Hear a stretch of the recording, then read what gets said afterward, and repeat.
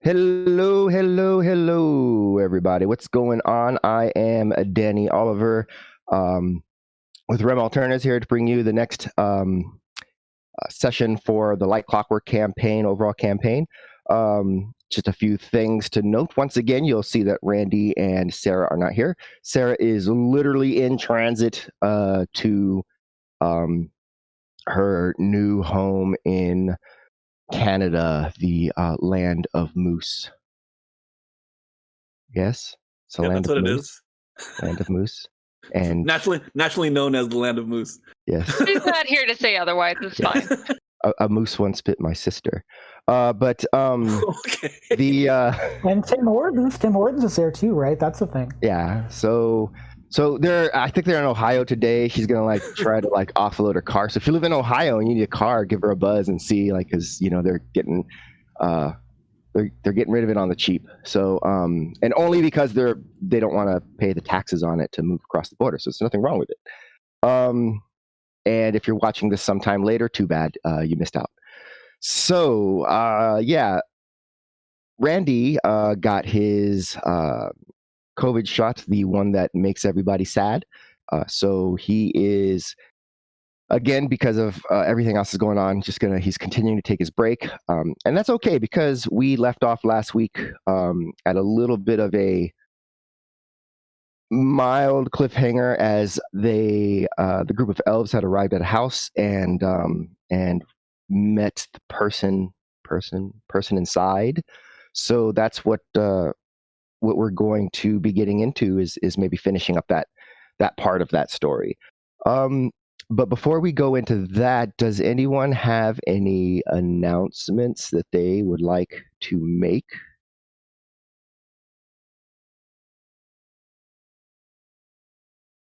Looking like a no. Happy to be here.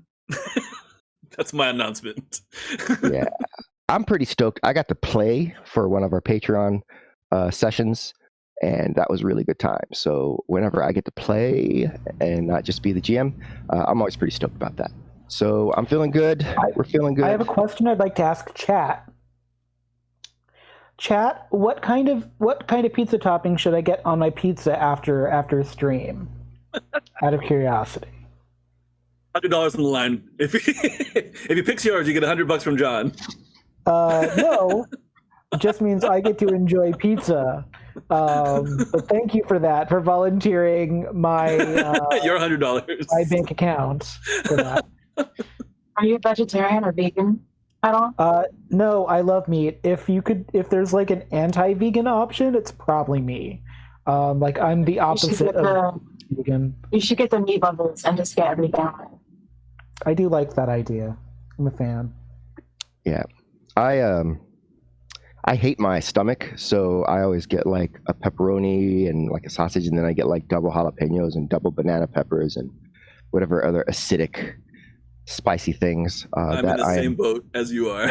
that I'm now too old to eat. Used to be fine, but now my stomach's you should maybe slow down on that now. So, but speaking of vegan options, sorry, if you've never had field roast on pizza, it's really good. I don't know if you've ever heard of that. It's like a sausage, vegan sausage thing. It's actually really good. And I'm not a vegan. I'm a total vegan meat doesn't count. Vegan meat doesn't count. Well, true. I'm just saying, if you had to do it, field roast is pretty good. It's a betrayal to humankind. So on that note, we're gonna get into this. I'm excited for this session. We'll see how it goes. Without further ado, hey, it's time. Let's go.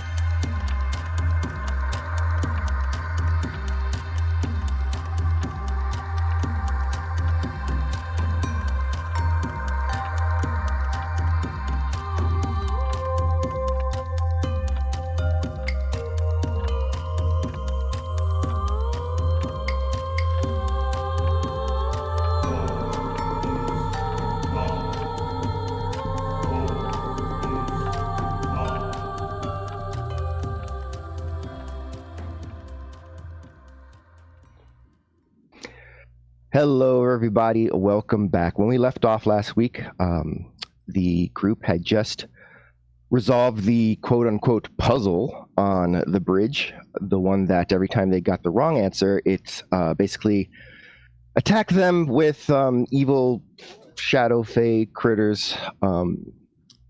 It was pretty harrowing at one point when a slew of very fast, vicious little toothpick-wielding little guys came in and almost took down Safi,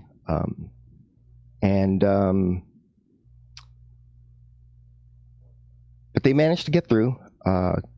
It did open up the other side, and they walked through, and they ended up being on this sort of mist-covered platform with a little nice homey fence surrounding a very nice house, very simple house. And they started to enter into the house. And as they did so, they heard a sound, and coming around the back corner to greet them was a very friendly but very strange looking individual.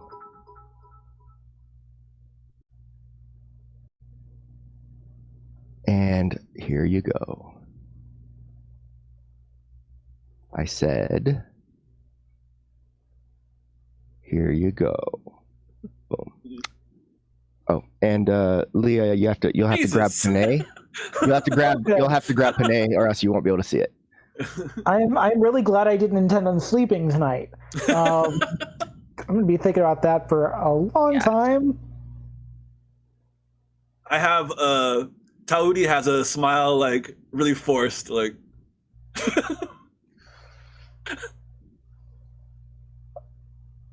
Well, hello. It's been such a long time since I've had any visitors. Please come in.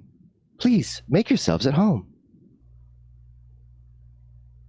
Since Safi's already in, so she stepped forward and says, "Hi, thank you for welcoming us into your home." Oh, this is not necessarily my home. However, it is where I do reside, so I suppose it's much the same. But please, come sit. And she seems a little bit flustered, not certain where maybe to send you. And then she says, "Oh, this way." And she points to a door that's directly ahead, and indicates that you should kind of go out through there. And she says, and sit down, rest yourselves, and I will be right out with some tea. Yes, some tea. Thank you. Yes. And then she turns and heads back the way she came. Insight check. I've seen this movie. It doesn't end well. Okay, make an insight check. For any weird voice patterns that might Indicate she's about to cook us. Yeah. You have so much insight. So, based on just the voice, that sounded pretty sincere. Based on the body language, seemed fairly legit. All of that is worrisome, but also hard to read. Yeah. Okay. I do the thing where you stand with your hands in front of you in guard, and I walk forward just in case I got to punch a centipede. All right. So everybody heads up. Before, I wanted to look at the little. Are these statues? What are these bubbles of? Or things. They are items that are under a glass jar, big like a big upside down water bottle size jar, but and then they're inside. So there's this dagger. There's a ring in one. There's a skull. You know, you see all these things. Their size is a little bit hard to really make out because the glass kind of warps and shifts that. So real quick, Are I'm they going to... familiar things? Familiar how? I mean, you Like- know what a sword is, right? So Yeah, but is it a specific sword to a hero of old? Is it something that would be unexpected in the Shadow Fae? Like, there are many different types of swords. To be I would fair, love to know everything's more. unexpected in the Shadow Fae. That's true as well. So not that you recognize right off. I mean, there's legendary weapons and stuff like that, but the dagger doesn't look like anything that you've seen before, or heard about necessarily. It seems actually just fairly simple as daggers go. That's okay. I'm keeping an eye on that as I move forward. That's yeah, All right. good times. So with that, you guys all head out into this really nice manicured sort of patio. There's a fountain at the far end. There's a table, a few seats. Very, very nice, very, very comfortable looking. Are there any maybe pictures or anything that might indicate whose house this actually is? Not in the area that you have walked through yet. You didn't notice any paintings or anything like that on any of the walls. Danny, before I walk through to the next room, I'm going to talk to my familiar really quickly, and my bat Sinai, I'm going to call and tell Sinai to do a lap around the premise, and the familiar to just, look around the outside and report back to me anything interesting. Okay.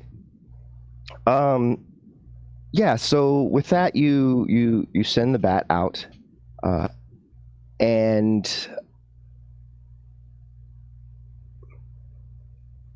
it kind of darts off. Are you going to try and look through its eyes at all, or?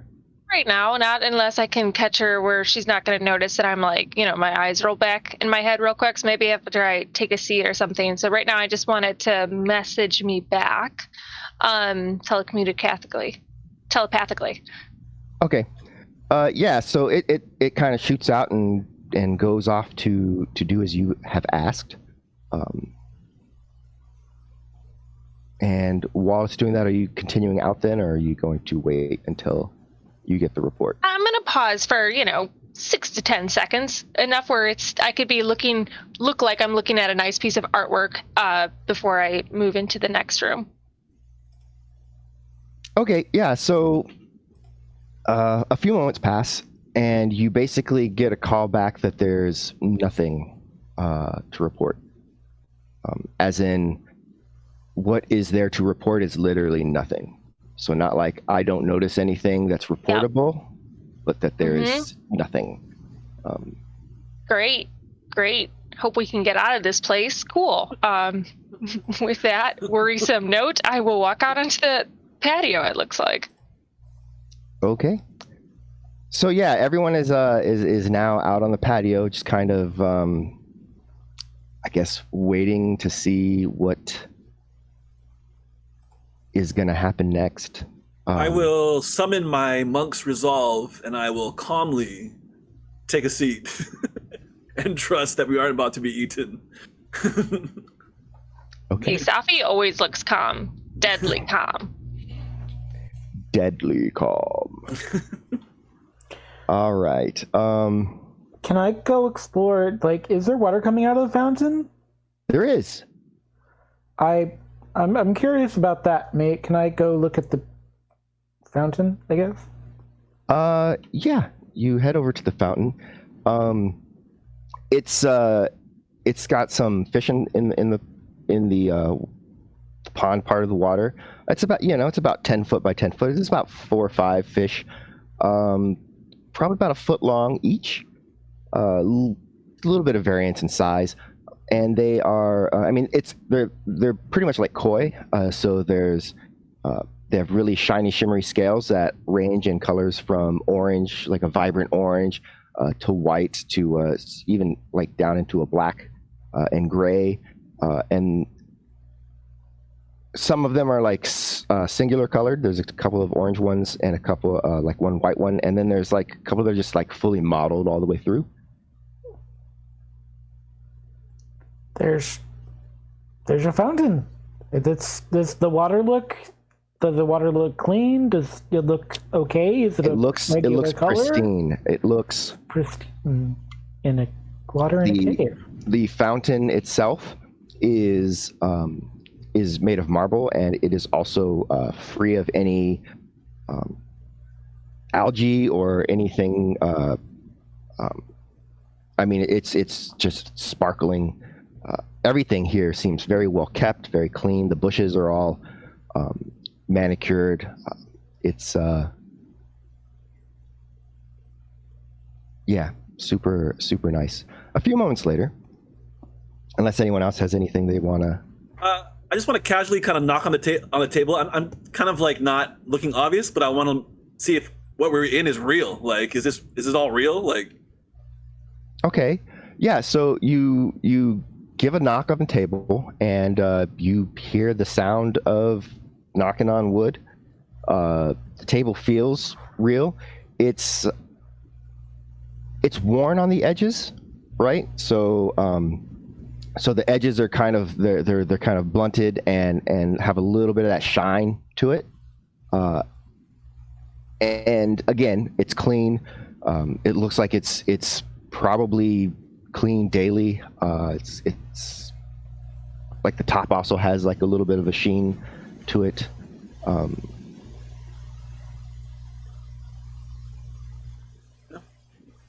Sit back and fold my arms. All right. A few moments later, the woman steps out onto the patio, carrying a tray, and brings it to the table. What my manners. Please, my name is Dandelion Greenwillow. Might I get your names? As she sets the platter down on the table and begins pouring. I'm Safi. We are new to the Shadow Fae. Recently come. We were actually looking for someone. We were wondering if you know where one of the Hearth Fae are. We are looking for Luda Petki. You seek the Hearthfire. Mm-hmm. Well, this is her home. However, I have not seen her in some time. The days get hard to measure here, but I would have to say it's anywhere between a few weeks or maybe 1,000 years, maybe more. Oh. But in her absence, I've been keeping everything tidy and clean. And are you Crown? Crown being the word for the elves. Why, yes. Oh. Well, you should know that there has been some strife here, and there have been, well, some of the old accords were broken, and that opened up possibilities for new contracts and new deals, which did lead to a bit of a kerfluffle. And Punyalita Piche, that is why she left to assist her family and has not returned yet. It must have been longer than a few weeks. What happened with the Accords? Well, contracts are finicky things, yes. When a contract is made, it must be kept. The very fabric of the land itself will respond violently sometimes to the offender. The Biastikra were meant to manage and tend the lands, and I believe through some manner of trickery or deceit, they did not fulfill their responsibilities and left. Oh. Yes, we have been looking for some of them for some time, and that would explain why we haven't found them. Well, they returned, and per their understanding of the Accords, in plenty of time to not have broke the contract, but others disagreed, and there was much commotion. And it's tension amongst many that leads to violence. We understand that, for sure. Well, I wonder if we might be able to assist in some way. Maybe if we locate her, we can be of some assistance. Oh, I mean, it would be lovely to see Punyalitbishi again. I don't know. There's the Veshtiri, there's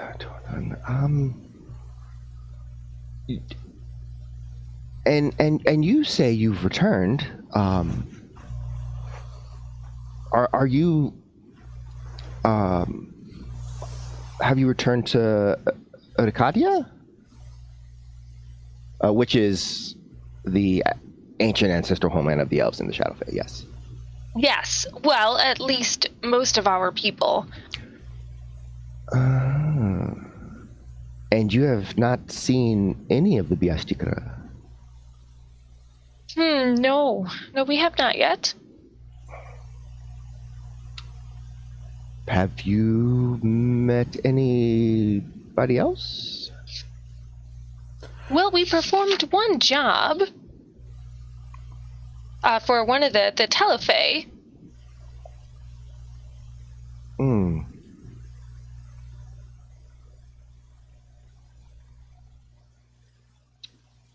We haven't been here long. You know, anywhere from a few weeks to a few thousand years. You know, you lose count of the days. Yeah, indeed you do. Every day. There's much to do in the house, and as soon as you're finished, well, wherever you started is already needing attention again. And with that, she quickly plucks a little duster out of her apron and kind of just flicks a little bit of dust off of the table. I'd like to roll a perception on her as well, or perhaps an insight check. Okay. To see if she's not telling us everything. Again, so, Danny, it's hard to say.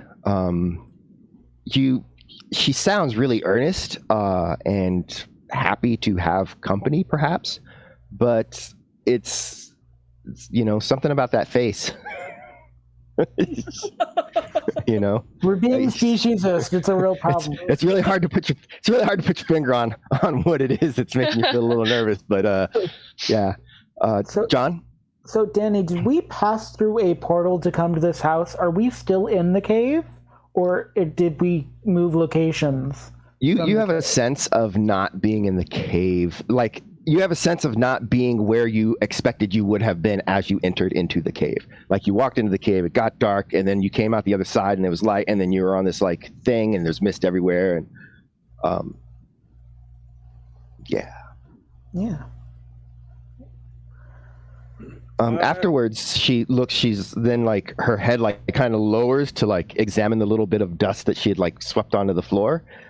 And she looks, and then she like her head rises back up. Excuse me a moment. And she patters back into the house. She You like guys. crawl under the door crack. I don't know about y'all, but I could definitely use at least some short amount of resting time to, maybe feel a little bit better before we perhaps, I don't know, maybe we look around to see her notes and figure out where she could have gone. I had Sinai do a round of this place, and we are in the interdimensional nothingness. There is nothing. We can't just like go walk around here. There's nothing outside of here. So we've got to figure out a more magical means to leave another way versus having to go back through the cave. So I propose if we can have our hostess and maybe take turns keeping an eye on her, all of us take a little bit of a rest.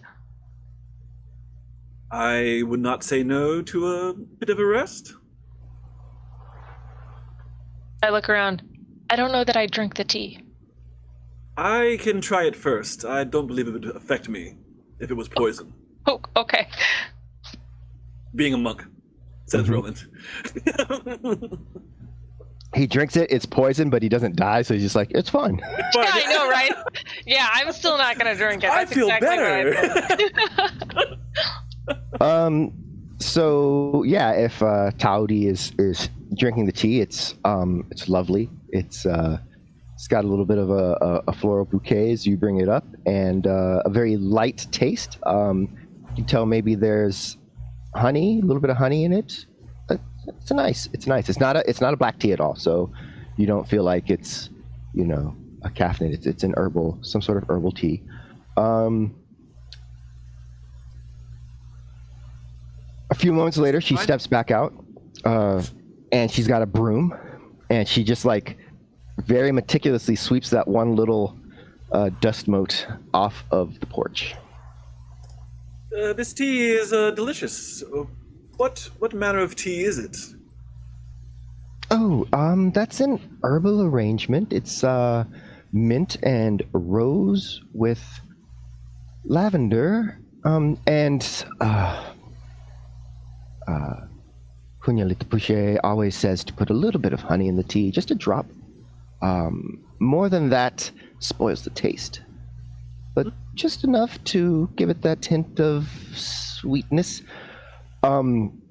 It's odd watching the movements, like her hands are very human, her body is very, very much expressive and human-like, but watching the like head and the neck and the sort of arms and everything kind of move, and it's Do they express along with her? Is she like, oh, like?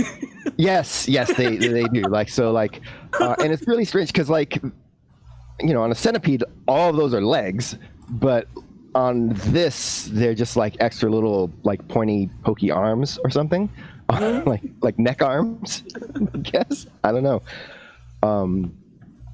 So I was thinking as I was inside, she says as she's sweeping, that maybe there's a way to learn the fate of the Biashtikra. It never occurred to me to think something might be amiss, but now that you are here and asking it appears there might be.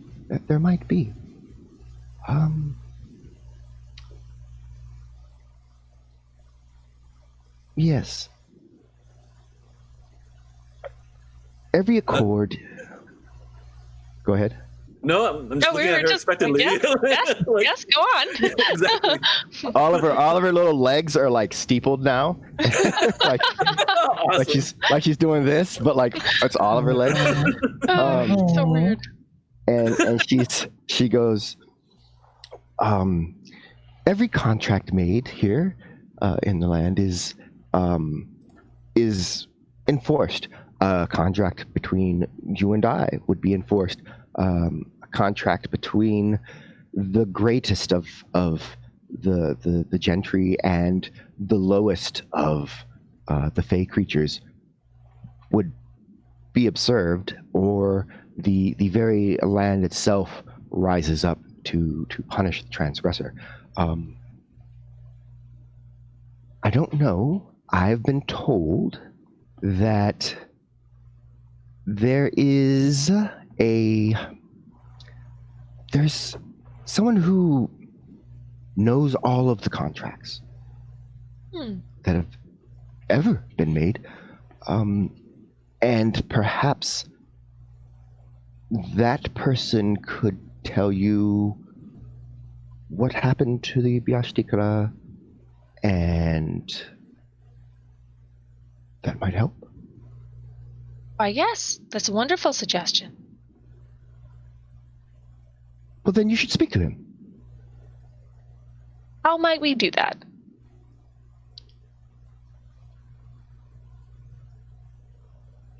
I don't know. Oh, how about a name?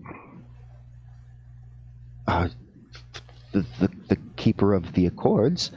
I don't know that he has any other name.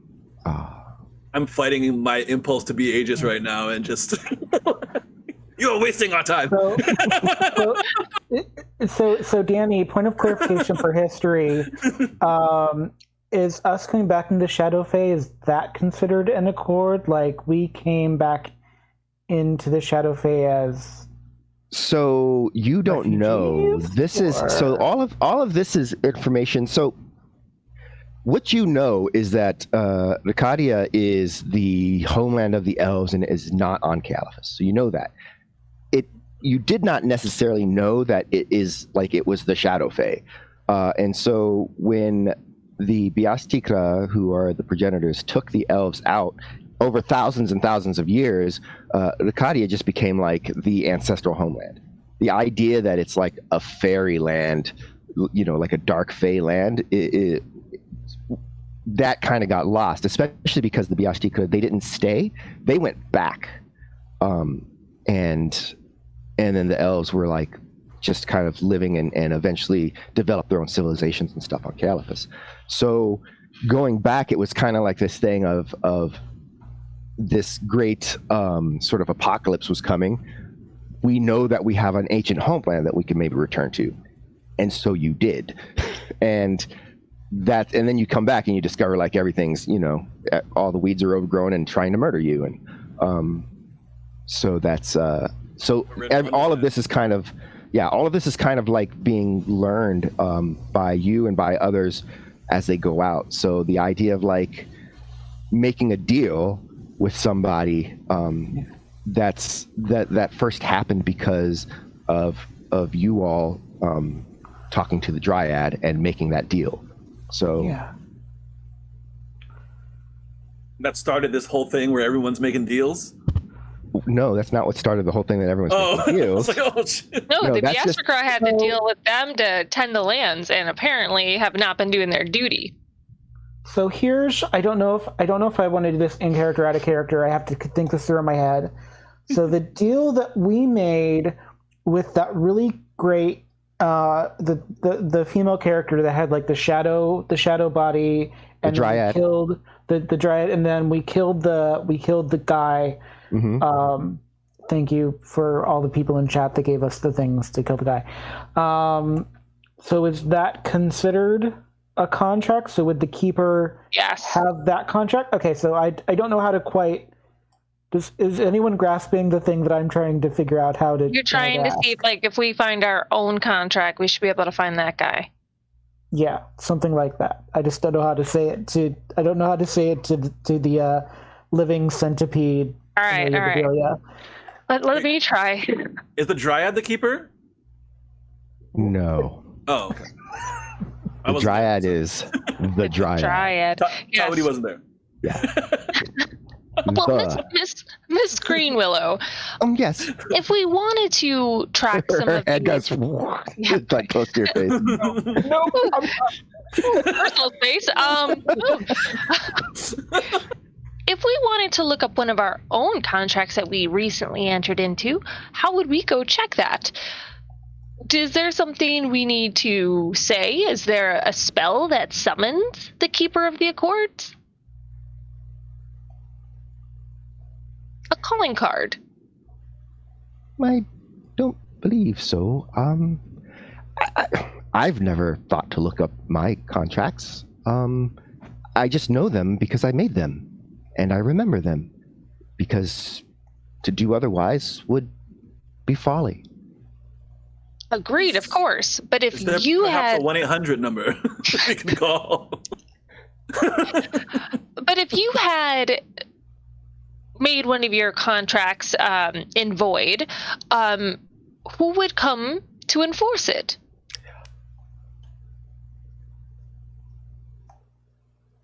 I've heard stories. The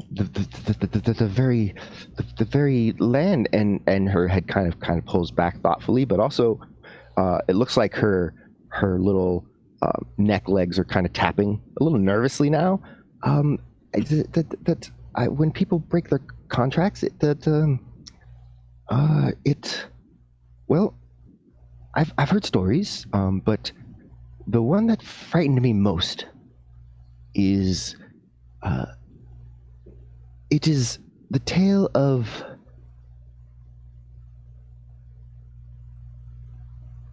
the Chuburi, specifically Tresauve Chuburi, which you understand to mean, literally translated, the dark one who eats. Oh, great. But but it kind of washes out into like the Devourer. That's not better, Danny. That's not better. No.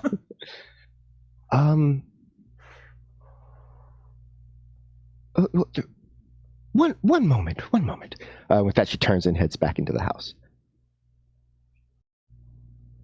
Hey, well, I don't think we want to summon the Dark One who eats. That seems like a bad idea. I mean, we'll get results that way. We'll definitely learn some things. They won't be happy things, but we'll learn them. All right. So as you just kind of sit silently, Resting. Sitting silently, resting. I want that noted.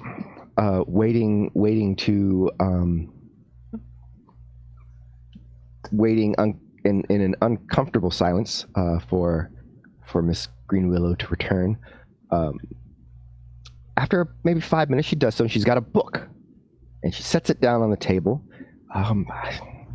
Sorry, I had to dust this off. And she starts kind of flipping through it. There's mostly pictures. It's not a lot of words. The page numbers are not in sequence as she's turning through. And every once in a while, she'll just flip to a whole other part of the book. And sometimes back as she, but it looks like she's just kind of reading sequentially and looking at it. There's lots of imagery within the book. There's images of what look like elves, and they are fighting against creatures that you haven't even seen yet. There's a lot of right. You imagine that these are creatures of the Shadow Fae that you have not yet seen, because there's a lot of them that they're fighting. Right. You see all these images, and then she turns the page, and there's this darkness, and inside the darkness are 2 points of light, and you can just feel this like shiver run up your spine as you are looking at this single image. It's reminiscent of the scene in the Neverending Story where at the end where Treyu comes face to face with Gamork, and it's just the eyes in the cave.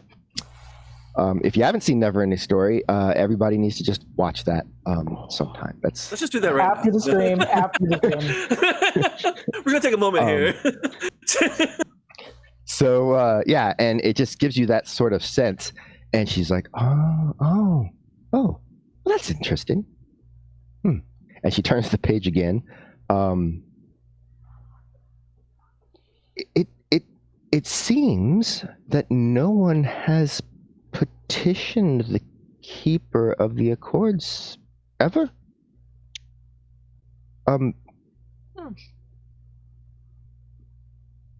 Because it is the Devourer who ensures that everything is kept and punishes the transgressors, and also determines who may or may not see the Keeper. Oh, great. Mm-hmm.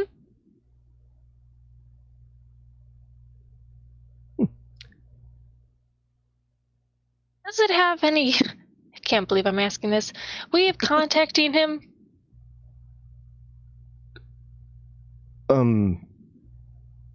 You must enter his home.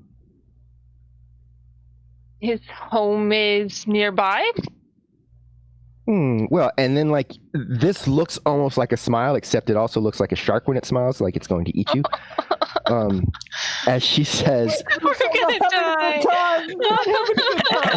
Letting you know. As she says, well, it just so happens that this is the Hearthfire. It is the way to all homes. Yes, we definitely knew that when we came here, that this was the way to all of the homes. Thank you for putting Obviously. it succinctly. Yes. Yes. And so if you wish to visit with the Devourer, then you would simply do so. I love that thought. Thank you for suggesting it. I wonder if we might stay here overnight, see if Ludopesca comes back from her journeys before making the trip out to see the Devourers. Maybe just, I don't know, stay overnight, a full 8 hours of sleep. Absolutely. A long rest, Absolutely. you might say. You feel free to stay as long as you wish. Your home is my home is your home, or is our home is your home. Yes, it's been some time since I've had guests. I'm actually rather excited. Oh, Thank and let me prepare the rooms. And then she shuffles back into the house and whistling a happy little tune. You don't know how those lips. Is it a hungry tune? Whistle. I mean, At this point, should we be worried about her? We're going to go visit the Devourer. So, unless she is the Devourer, and this is really just one big shell game. She's whistling the 2 notes from Jaws. Yeah, that's her happy song over and over again.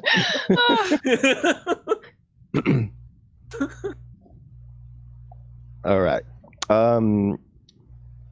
Yeah. So there you all are. Sitting out here. It's kind of nice. The mist is not cloying. It just keeps everything cool. There's like a little bit of breeze that blows, and you feel like now that you're relaxing a little bit, you kind of feel like you maybe hear birds chirping like in the distance. It's all very quaint and very comfortable. Yes, Well, but for some reason I can't shake this feeling. We're in You trouble. comfortable? Yeah, we're about to be like since we're in it for the long run, I'll just make my way over to the fountain. I do a complete lap around it, tracing it with my finger, and then I take a seat on the far end of it, and I begin to calmly meditate with the sound of water around me. Make a wisdom saving throw. Oh no. Oh. All right. Why do I forget what wisdom is? Yeah, I where don't know. where my fantasy grounds is. There you go. Wisdom save. There you are. Hey. All right. you manage to avoid any association of trickling water with clicking, walking on stone feet things, Oh, and and begin meditation. Remember that since everybody is an elf, it's 4 hours, not 8. Yes. And you don't actually need to sleep, though, you know, lying down in something comfortable can often be its own pleasure, but you know, everyone could just sit and meditate out on the balcony and it'd be fine. Yeah, I'm not about to lay in one of her beds if I can help it. But You do feel that she would probably be disappointed if you didn't like at least like sit in there. Yeah. sit in there or something, you know, because but other than that, yes, a few moments later she returns. So while you rest, I would love to prepare a meal, and if there's anything else you might need before you make your way, if we have it, we would love to provide it. The only lovely. things that you cannot procure are the things that are under the glass cases, and it's for the safety of others. Wow, you are just the most wonderful host, Miss Greenrollo. Just absolutely wonderful. Oh yes, thank you so much. But so please enter. And she gives you kind of a lay of the land.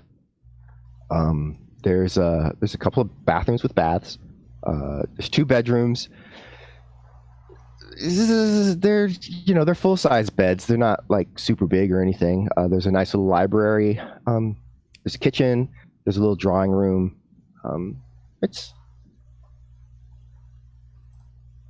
I'd love to, whether it's the library or a den or something that has, if there's any desks with paperwork, I'd love to take a gander around that. The closest thing is the library, but there's only a table with a seat. There's not like a desk that has any paperwork in it. There's there definitely, that seems to be lacking, is any sort of record keeping or anything like that. I would like to look at the books in the library for all the good that it might do me, see if there are any maps, especially anything that could help orient our growing society to the world in which we are currently finding ourselves living in. Something to be useful would be nice. Okay. So you head into the library, past more of those glass cases, and take a seat at the table. So that's you. And so do you want to like take a seat at one of the tables, or what do you want to do, Safi? Obviously, because she said don't touch the glass cases, I'm gonna go look at the glass cases. Oh, there are more of them too. They're right outside the library. I'm just looking. I'm not touching anything. Like And I can roll an investigation if you want. Go ahead. Yeah, you can. And then Pone will be inside. Oh, And now that everyone is separated, I'm just kidding. Oh my god! the hunt begins. Has it been 4 hours yet? You don't actually get any rest because you're so nervous the whole time. it sounds terrible. Yes. To rest, you have to rest. But that's yeah. So, yeah. Looking over everything here, there's a few. Make a Arcana check, actually. Ooh. Yeah, that's better for me anyway. Oh my god! Do I have inspiration to reroll that? I don't know. I believe so. Where's my thing? In your notes In are my your notes. benefits. You do. I will reroll that then. And also, I don't know how to check it off that I'm using it. Yeah, that's much better. Thank you. Okay. The scroll is a very high level spell. You can't make out what it is or what it does, except that it is definitely some sort of conjuration magic. The rolled up scrolls, you can't tell what they are. They're rolled up. The open book in the far corner is looks to be a spell book of some sort. It's open kind of to the middle, and you can actually sort of make out what the spells in there would do. They're just sort of middle level spells, like 5th level spells. If you took some time, you would probably actually be able to copy them in. Based on the spells you see, you're not too sure what's super crazy about this particular book, but there's a lot of other pages. The ones that are closed have rather unsettling covers, and you get the distinct impression that you shouldn't yell out into the other necktie whilst holding the book up. And yeah, that's what you get over there. On the other side, just kind of going off that same thing. You're pretty sure that skull is not just a skull, but that it's an actual entity trapped under the jar. So, if you want to let it go, you could. It'd be fun. That's and the other things are items that you can't really deduce what they are through the glass case. Well, if you say so. Free me! I'm the real head of that woman. Oh God. Okay, so that's to return to Oz. A little too much return to Oz. She's Mumby from Return to Oz. Yeah, Princess Moonbee. So are there any, if I did an Arcana check on the books, or any of the books, spell books, or are they all just books, or should I be... Well, the one that's open... Are there any secret passages? Oh, the ones that you're looking at in the library. There are a lot of books, and they are all varied and not particularly categoried or set up. It's not like Borders, where there's a sci-fi section and a mystery section and a home cooking section, right? It's Borders? Just Barnes and Nobles. Which one's open still? Hastings? Anyway. Are any of them books that haven't been dusted or that haven't been touched? Are there any books that stand out in that Scooby-Doo, oh, this is the book I'm looking for sort of way? Everything is immaculate, and Dandelion is a little bit offended that you would even think that. She can feel that thought. She's not sure where it's coming from, but she's going to redouble her efforts on hospitality now. Oh boy. I apologize for that thought. I'm just a suspicious person by nature. Look, we've been through a lot. We had to go through I don't know if Dandelion had to go through the scales to get home every day or what, or... She probably knew it was nothing. She pokes her head out of a doorway with a big old knife. And then goes back in, and you hear just chop, chop, chop, chop, chop, chop, chop. Oh my God. We're in trouble. Oh, that is all killed. I'm going to mince these onions real good. Oh my God. Yeah, you're in there, so make an investigation check as you are kind of looking around at the various books and see if you find anything useful. Sure, why not? I love that for me. How'd I do? Did not do well. Poorly. I did poorly. You do notice, maybe to a little bit of mild surprise, that there are several children's books located throughout the library as well. Very, very much definitely for children. How to prepare them? Oh. No. Are they Does she have children? Or instruction books? Are there instruction books? Or are they instruction books for children? Well, so when you say children's books, when I think of children's books, I think of either fairy tales or instruction reading, early readers, writing books. Yeah, early readers and stuff. Like Dr. Seuss type stuff, or also little educational books and stuff. Okay. I'm not gonna open them, but I'm gonna kind of walk over to Safi in a non-panic sort of way and go, so, and this is said very low, so only Safi can hear this. So there are children's books in the library for children. Have you seen any children yet? No.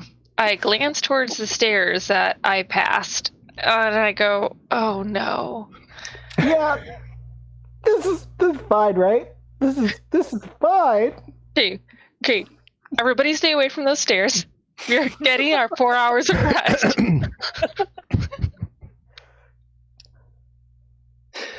Oh boy, you all. Good times. Great. It's great. So we're either suspicious and nothing is going to happen, or everything is going to happen, and it was all warranted. So you so decide to go ahead and take your rest? Yes, we do. Are you going to take rests in shifts over 8 hours, or are you all going to like take your rests in 4 hours? And I think at the level of panicky we are, we have no choice but to take shifts, like Okay. 2 and 2. If since I'm already in a meditative state, if I complete my 4 hours before everybody else rests, I'll just stay up and be around the house or whatever. I mean, I would say that in the time that they've been looking around, it's only probably been an hour of the 4. But I mean, it does look like you have decided that you will take first meditation. Yeah, and all of it, because I'm a monk. I don't require much. You guys are casters, so I'll just be up for the rest of the time, for the night and whatever. I'll fight it by myself if I have to. Yeah, the hurt and the children. So you get up, you're like, wait, children? What's this about? Yeah. He does not know about children yet. I just informed you that the children. That's right. The books could mean anything. Like Sure can. Yeah, Mm-hmm. could mean anything. It's fine. So after 4 hours, Taodi is up and stretches and probably says some nice things to the koi and heads back to the house, giving everyone else a chance to rest. So in the 4 hours that you're up, moving about, and everyone else is taking their meditation, we'll just move folks into. We avoided the stairs. Yep, avoiding going down the stairs. They tell you don't do stairs. All right, so it's just you and the lady of the house. Dandalia Green Willow in the kitchen. Just eventually, you're starting to smell smells that are very enticing, and she's just kind of humming merrily. Just a little chop, chop, chop, chop. I will find my way into the kitchen. Okie doke. Oh boy. I hope you don't mind. I'm a fan of culinary work, and I would like to be a little closer to the smells I'm smelling. They're delightful. Oh yes. We have and she says, she names off several words. It's probably equivalent to like pheasant and various vegetables, potatoes, turnips, things like that. A lot of herbs. They're not 100% analogous to what we have in the real world, but it's similar stuff, right? She's flash frying several sort of herbs and then like adding it into a pot where she's got several birds, like almost whole birds, just without the head and stuff in a pot, and she's looks up at you. Oh yes, certainly. I would not mind company. As she's working in the kitchen, you do note that like she does use those other like legs sometimes to like grab something off of a hook, and then like it's hooked in, and then she brings it down and grabs it with a hand to use it, So she is making use of those extra appendages. You seem that like you would be very effective as a monk. Oh, what is a monk? I I am a practitioner of martial arts, and I devoted my life to the study of. I don't actually know what I study, but we'll just say it's martial arts.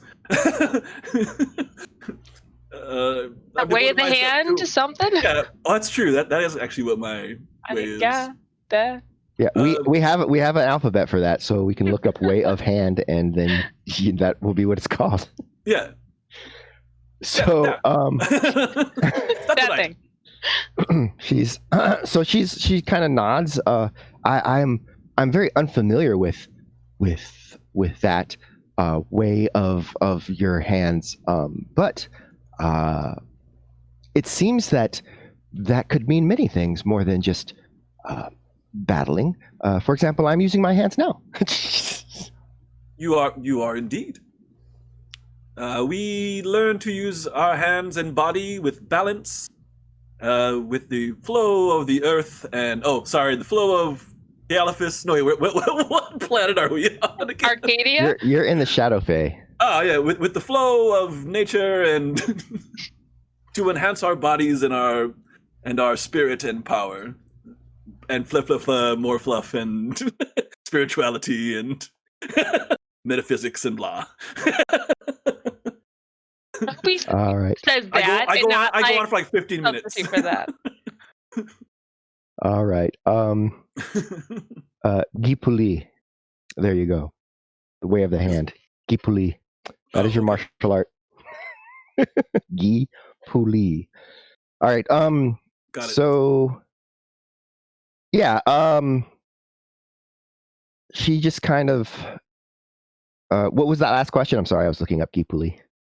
No, he was going on literally. And Yeah, just I ramble about it for like 15 minutes. Oh, okay.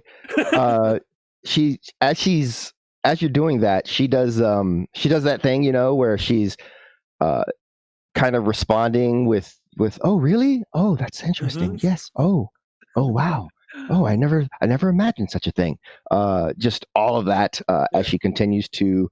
Some of us are able to literally take swords to the chest, and they will bend at our will and not harm us. Oh, I couldn't imagine such a thing. I've never been in a fight myself. Happily, that is not something that I've had occasion to engage in. I do feel a very gentle energy about you. I'm very happy here.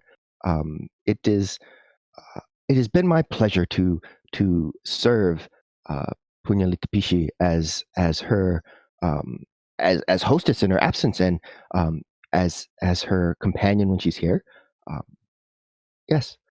I feel a little calmer hearing that. Grabs like a big old cleaver.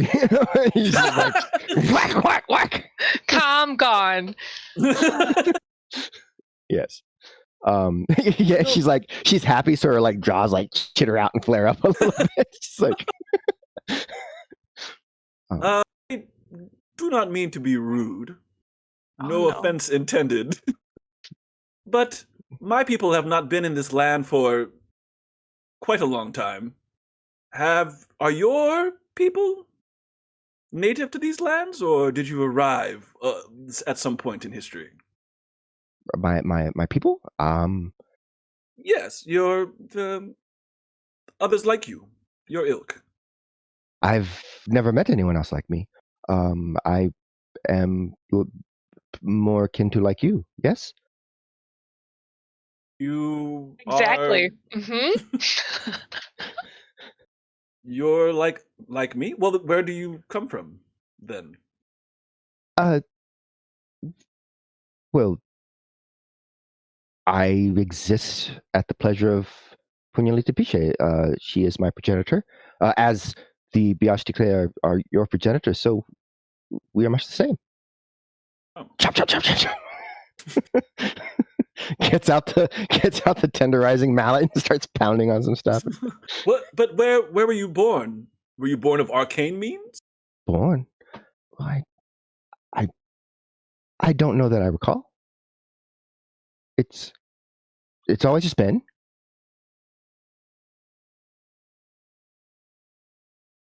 I wish I had detect magic. That would probably be super useless in this situation because it would just everything would just light up. Oh, I guess that's true. If Sarah were here, I'm sure Sarah would say, "Nope, don't like that." Yeah.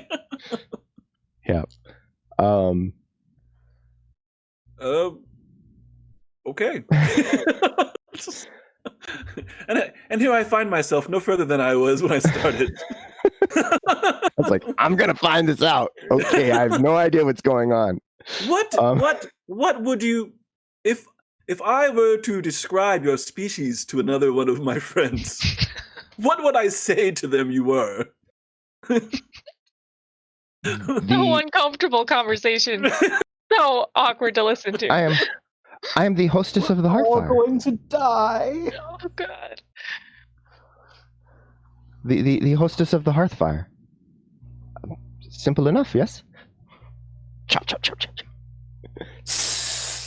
I have to play a wise individual, and I can't ask a stupid question. So, very well. Do you happen to have any more of that tea? Oh yes. And she just turns and hooks a little hook under one of the pots and brings it over to the kettle and sets it down. It seems like it's already got some heft to it, so she just gotta boil the water, and then she goes back to chopping while the water boils. And you kind of reflect that it's probably really useful to have extra appendages, even if they're on your neck when cooking. I wouldn't deny some, like, 2 more extra arms as a monk. That'd be rad. On your neck. That would make him a choke. That's what it would do. That's true. Yeah. So, yeah. Anything else? She does eventually make the tea, and you notice she actually crushes the separate herbal ingredients to make the tea, like on the spot. With all her different. Yep, little jars, little flowers and leaves. Impressive. And stuff. Nope. I'll sip some tea, and I'll just let time pass. I mean, it's almost like she's the very essence of hospitality, right? Like, it's like she's a part of the house. Just the centipede choice is the confusing part. I don't want to ask her blatantly, "Hey, why are you a fucking centipede?" Yeah, please don't ask her that. That would be great. Thank you. At least not until we're awake. you're like, there's some reason. I don't know what it is. There is some reason. That whole mole scene in Austin Powers, like, centipede, just like staring at her. So how do you? So what do you centipede? Does it bug you to do that? Why did we let them take watch first? I don't know. I don't know. I didn't say all that. Our bags. Leggy. No. All right. Oh, the tea's good. It's good in my mandible. I mean, my mouth. All right. So the time passes, and everyone else is kind of waking up, and she directs everyone back out to the balcony to bring out a meal, and she does, and it's. I will, if you don't mind, I will wake them up.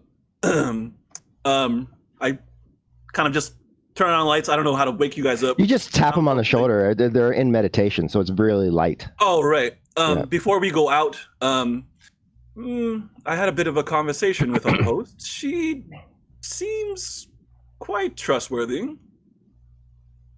She gives me at least a good feeling. She seems to be the housekeeper. Sure. I wouldn't drop our guard, but I think that she's harmless. She's here to make us feel comfortable. Mm-hmm.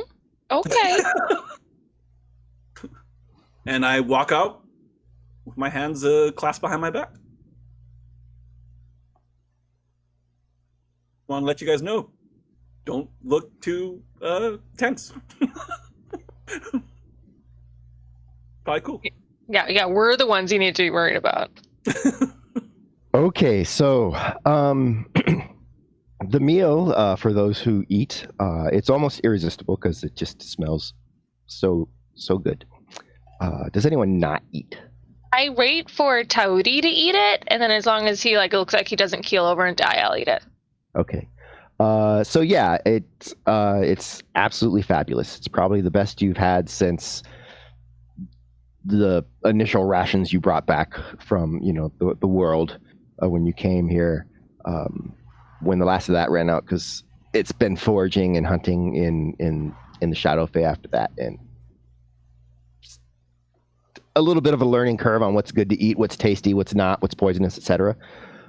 But obviously, Miss Green Willow has full knowledge of what's tasty because everything is great, and you feel replenished with a full rest. So let me go ahead and give everybody Yes, hit the button. Hit the button. Hey. Yay!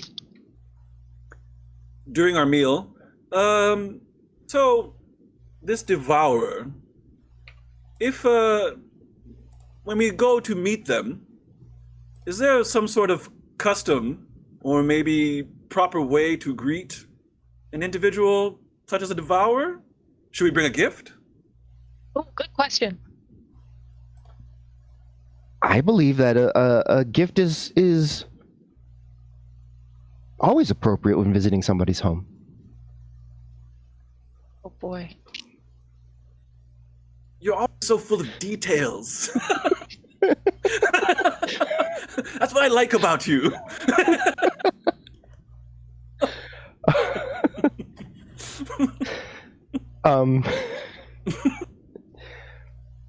I mean, I've never had occasion to meet the Devourer, so I don't know what he would like. Does the Devourer have? Would you know if the Devourer has any progeny or anything like that? Would they enjoy tales for children or things like that? I don't know.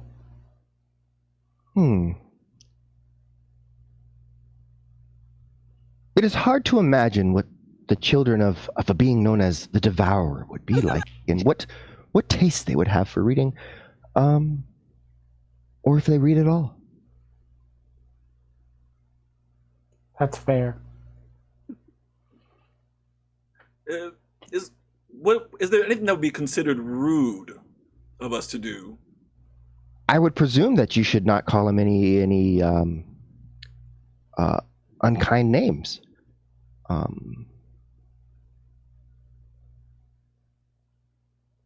That's fair. Good advice. a proper guest would obey the general rules set forth by the host. Yes, and be kind and helpful. Kind and helpful. With that in mind, I definitely help clear the table after we eat. Yeah, there's a little bit of a back and forth where she's like, "Oh no," and then you're like, "Yes," and then she's like, "No," and then she allows you to help. So you eventually get the table cleared, and then she's like, "Well, if you are all rested up and would like to move on with your journey, now that, especially for Taudi, now that you've kind of been here a while, you're kind of starting to read her a little bit better, and she does seem a little bit Time to go. sad that you're leaving, then I will show you the way." Yes, thank you. Oh, very good. Hey, I'm sure we will meet again. Oh, that would be lovely. And I do wish you the greatest success. I would so dearly love to see Puñalita Piche again. It has been so long. Many days or weeks or years or... I take off one of my many bracelets and I give it to her and say, "Thank you for being such a wonderful hostess." Her head rears up super back, and all her arms go like that. That's her human hands accept the gift. And then she looks and she's like, "Oh, bye. Thank you so much. This is so kind. I shall never forget you." And then it all kind of calms down, and then she says, "Well, It's scary. You have certainly been wonderful. Bring it in. Bring it in. No, I'm not hugging her. I go in for a hug. Where I come from, this is what we do. So she seems to be familiar with hugs, and the human part of her is like, you know, a warm embrace as the head and neck kind of come down, and the other arms kind of click around too. And just a little bit of a squeeze. You like one of the little pokies are like kind of on your rib a little bit, tickles, you know, like tickles a little bit, but and then she like rolls up and like releases, and she's like, "It is nice to have guests." So, Hey. and she walks up towards those the stairs that you saw earlier, that you were a little bit concerned about. Still concerned about. And she says, "So, this leads to whichever home you wish to go to. So, if you just keep in mind that you wish to visit with the Devourer, then that is what is on the other side of the door." Yeah, and I bother you for maybe a bit of that tea to take? Oh, you mean, yeah, certainly. And she, It was delightful. Maybe the Devourer would enjoy a cup of tea. oh, I'm sure he would. What a brilliant idea. And with that, she turns and heads into the kitchen. You hear, you know, the glass jars. You hear the sound of the little grinder and everything. She brings it out. She brings out a little packet. She's already like done the mixture, and a little tiny jar that has like maybe a spoonful of honey in it. She goes, "Now, mind you, it's very, very important not to put too much honey in, but yes." And she hands it to you. Now, Miss Greenwillow, do you know how many homes are connected to this hearth? That may be a silly question, but how many have you ever visited all the homes? I've not ever left the hearthfire. Oh. Who would entertain guests if I was not here? That's Very true. true. Very fair. Yes. Yes. But it leads to all homes. Okay. Thank you for being the most marvelous host. And I look around to our group. Are we ready? Oh yeah. Yes, for our people. For our people. We're going to do a good job for our family. Yes. I push back my hair. Oh God, that's Slick it back. I feel better already. Let's go. Okay. And so with that, you head down the stairs. You open the door. There's just kind of mist and darkness beyond. Not something you're unused to at this point. And trusting in the words of the strange housekeeper, you step beyond the portal. And with that, we're going to take our mid-session break, 10 minutes, and see what's on the other side.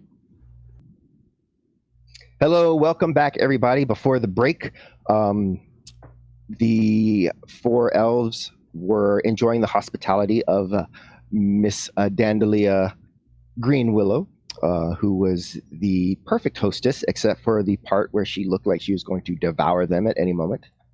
She was cool though. But you know, she's cool. She was cool though. Yeah. And they learned that from the hearthfire, you could go to any home, whatever that means. All homes. The door leads to all homes, and so they wanted to go and visit the Devourer so that they could petition maybe somehow to speak to the so-called keeper of the Accords, whatever that is, as well. And so yes, as they step through this doorway, which you would imagine would be the basement of a quaint little cottage out in the woods. Perhaps some wine racks or other sundry items that need to be kept in a cool, dark place. Instead, when the mist sort of clear, they're in a cavern, a large cavern with phosphorescent purple plant life circling around. There is a singular sort of passage, and just the sound of air just sort of whistling through, and there's just a little bit of breeze that like pushes your hair from the south to the north, from behind you to up front, and ahead you can see there is a light. Yeah, your little thing is. It's not that much wind. It's enough to, like, if you have a few stray hairs like up, they'll kind of push. But and you can see there is a light up ahead, as a large, perhaps it's a gemstone. Looks like it could be a gemstone, faceted gems, but it also looks like a flower, but massive, like maybe 80 feet across, 100 feet across. Hard to tell from as far away as you are, but yeah, it's there you are. I staged whisper to Safi, so if there are scales, nothing goes on them this time. Yes, we should remember that for the way back too. All the solutions can't be the same as the last solution that we came to. Dan, before we move forward, I want to draw attention to my ability called Tranquility. Right now I have Sanctuary on me just after my long rest. Okay. Let me see the duration on that, sorry. DC 14 Sanctuary spell lasts until my next long rest, and of course, Sanctuary, if I make an attack, then it also goes off, right? So. Okay. All right. I'm going to call my bat friend again, Sinai, and ask her to go up ahead and take a look to see what she can see.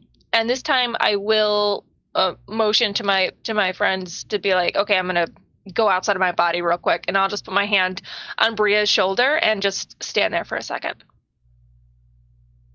Very good. Make a perception test for your bat. Yes. Please don't be blind.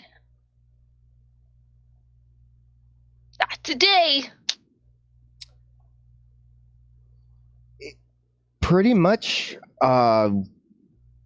flying around, doesn't notice anything else. It can see the light emanating from the flower shape. It notices the phosphorescent plant life that is glowing throughout, but doesn't see anything else. Nothing appears to be moving or running about. How long is it going to take us to walk? How long is this cave? So you are in a 5-foot square. Yes. You would say that it's looking like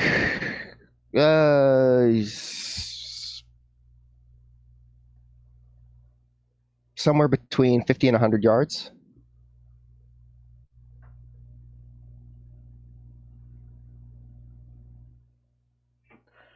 Okay. I have the packet of tea at hand, ready to make my presentation. I look to Poney as the most strong of us and try to wait till they move up to pace them as we walk up and meet a thing called the Devourer. As we're walking, I'm going to cast invisibility on myself as well, just by the way. That's not rude at all. That's not going to set the thing off. That'll be fine. All right. Oh, your mic just went. Pulled the cord on accident. Yeah, whoops. You are invisible. It's such a bad idea. Yeah. It muted me. Oh no. All right. So yeah. So you start to make your way up, And so is Poney then taking the lead? Is that? I just go straight to the crystal. What was that? I just go straight to the crystal. Okay. So very We follow. pointedly strides forward to the crystal.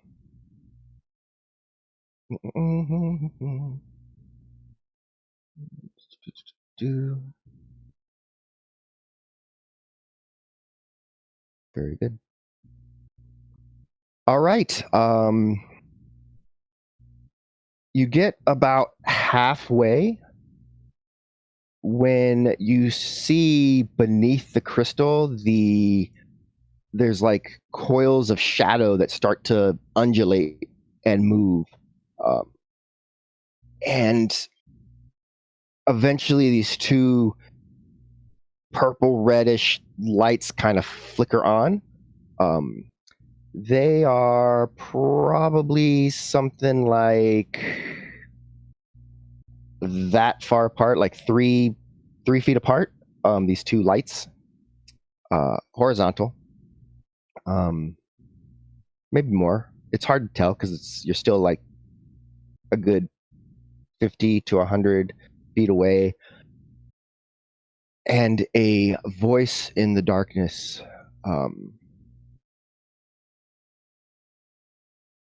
Why have you come? Yes. I hold my tea up, but I look at Sappy. We come in peace to seek answers from the Keeper of the Accords. There are no answers for you. Turn back. If we could just take a peek at the book, we'll be on our way. We're in trouble. We bear peace offerings. A tea from Dandelion Green Willow of the Hearthfire. It is not a matter of peace. No peace. Turn back. Well, guys, it's not listening to us. We understand you are a being of great power, and we respect your position. We, however, are out of options and come and act as supplicants beneath you. We need to see the Keeper of the Accords.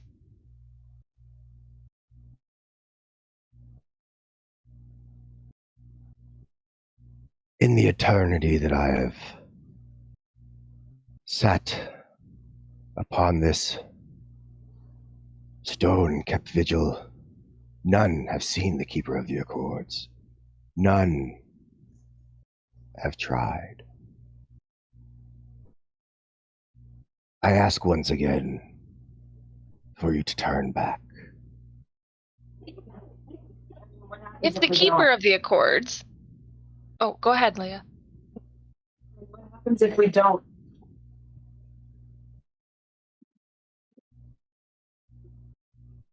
I am bound to bar your way.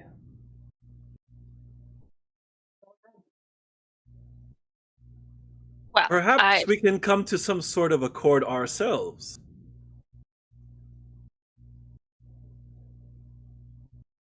Not involving tea, of course. I put the tea back in my pocket. It's mine. It's mine now.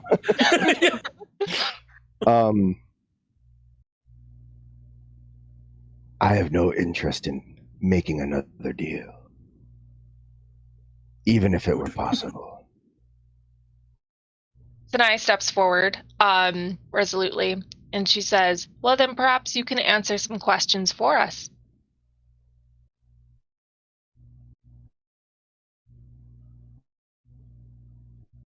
Ask your question. The Biasticra.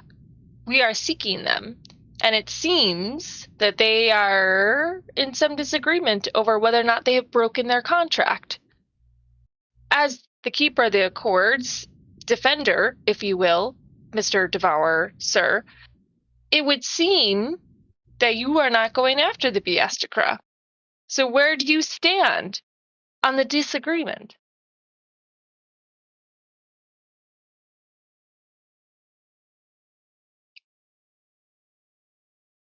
I have no opinion. When the accords are broken, when a contract is broken, I will go forth. I will tell you that I have not eaten all of the Biashtikra. Good to know. Yeah. Sanai like shakes herself, or Safi shakes herself upwards. And the Biastricra that are still within their contracts, we are seeking them as they are our way back into this land, and we are coming to seek knowledge. And if you can help us, we need not meet with the Keeper of the Accords.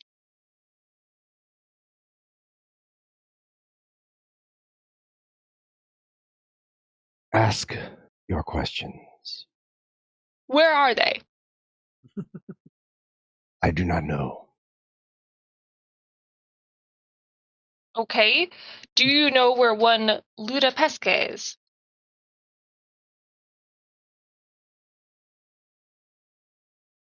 No. It seems, I take another step forward, as though we'll have to speak with the Keeper of the Accords after all. The shadows kind of gather and start to coalesce into a form.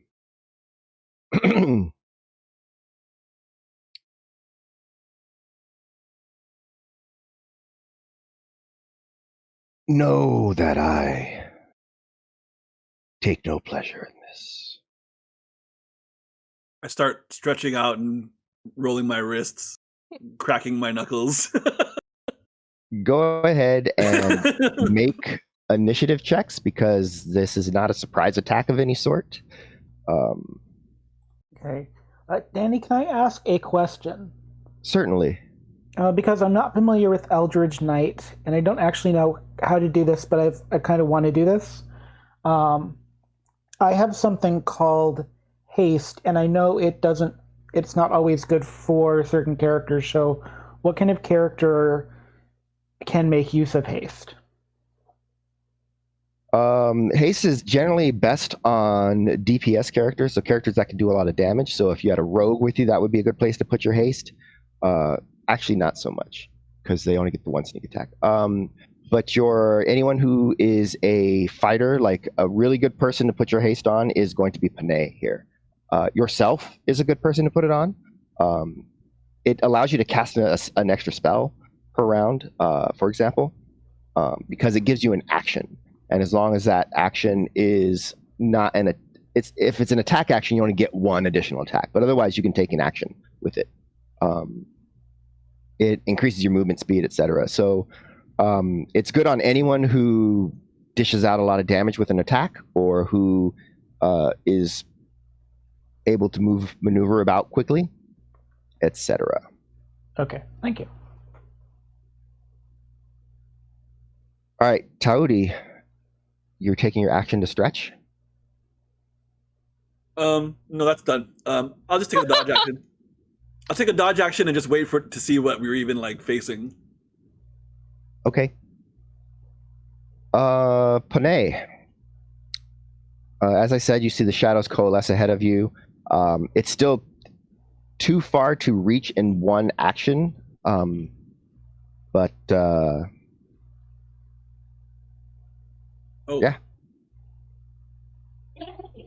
So I have to form an action and plan to hit it next time, so I can't hit it right now. Okay, so you're going to hold action, and if it gets in range to attack, you're going to attack it. Got it.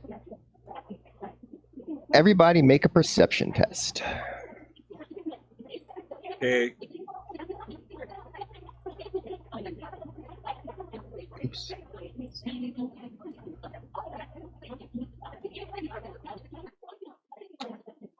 All right, all of you lose track of it as it suddenly kind of...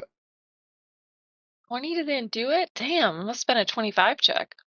As it just kind of Well, it's a stealth, right? So it's going to make its own stealth roll. Oh, we did not beat it. And you do notice that it zips to its left, your right, so you kind of know that it's coming from that direction. And then it appears close enough. Actually, not close enough because you're on the other side. Okay. So it reappears as it's swooping down. Its chest is just like puffed out. Its head is reared back. And now you can see that it is indeed some sort of dragon. Shit. Oh, man.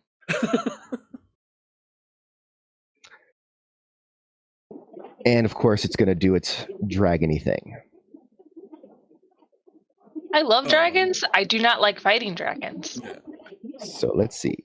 30-foot cone. With my 19 or with Safi's 20, can we tell how old it is? As in It's dragon called the Devourer. It's as in probably dragon pretty classification, old. is it an ancient? Is it a young? Is it a, you know what I mean? Like dragon wise. Hold on a second. Let me make sure this is the proper distance. Ooh, wonderful. We're all in the Oh, cone. great. Yeah.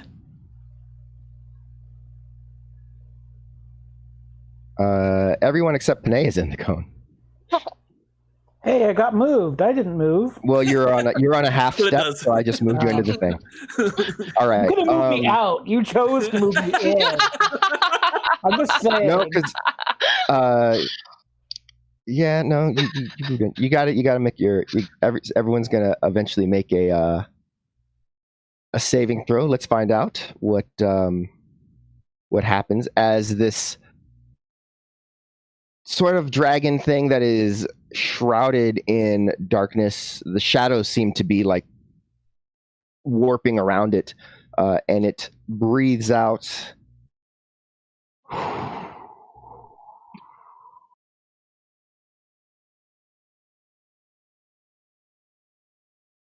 Wow. Yeah, I'd like a reroll. Does anyone have their rerolls?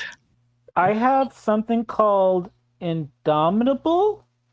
That will be helpful, maybe. Hopefully you don't have to use it already. I have evasion, Oh, so I'm gonna take half of whatever's coming. Okay. I mean, technically, I was invisible, right? So, like, would that do anything? No. It's a zone thing. He wasn't targeting you specifically. But yeah, no, I have mirror image and I have Indomitable, but I don't know if either of those are useful. But there you go. That's what I got.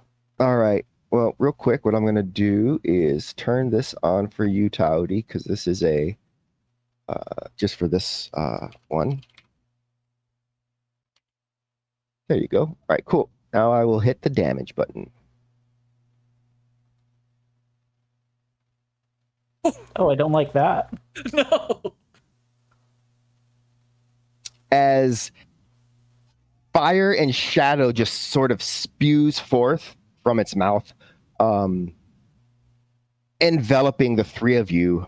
Panay, you are outside of the range of that, so it does not get you. You can feel the life just being pulled from you as this takes effect.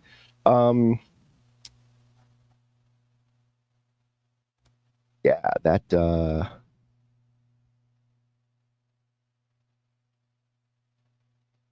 And then that's where it's at. Safi. Yep. I'm gonna go ahead and call into being my sword, which is Mordenkaken's sword. So let me go ahead and then do that. And it's a full action to call, or will I be able to attack this turn? I don't remember. Attacking is part of the cast. Great. I believe for Mordenkainen's, it'll say in the thing. It says like it should say like you cast and and then you make the attack with it. Yep, sword appears, melee spell attack, choice of target within 5 feet of the sword. Okay, great. So, All right, so you're going to move, you're going to bring into being the sword, and then you're going to... since we can see it now, yes, I will place it over the Devourer. All right. And then I will try to attack it. And it's the attack, right? It's not the save. It's the attack that goes with it, yes. So, Was weak. all right, hold on. Mordenkainen's sword. You have inspiration from Teslin if you want to try to use that. Yeah. Yeah, no, because I feel like if he tries to blow whatever that was again, I'm gonna need it. Or for my death saves, which I feel like I'm also gonna need. So I'm gonna wait for that one. Okay. If I also still have movement, I'm gonna run that way out of this zone. You always have movement. Yeah, I'm gonna take a tactical retreat that way. Okay. Bria. So it's 30 feet. Is that 30 feet so I wouldn't have any problem getting to the Devourer? You would not. He's flying, but he's flying low, so you would be able to get up in range. So I'd like to get up in range to use Vampiric Touch. Okay. There. Standing on the edge of this ledge here. All right, so your Vampiric Touch spell Yes. is a 3rd level spell that you cast, and then as long as you're concentrating, you can use your hand to deal damage and take that back. So, okay, go ahead and make a. It's a spell attack, so.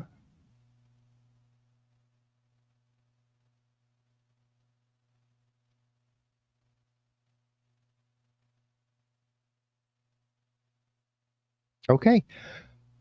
Make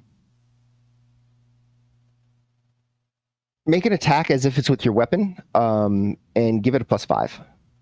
Okay, I've got the little attack thing on the spell. I don't use that. I should use on my rapiers. You can use it on the one that's on the spell. Let me double check and make sure it's correct.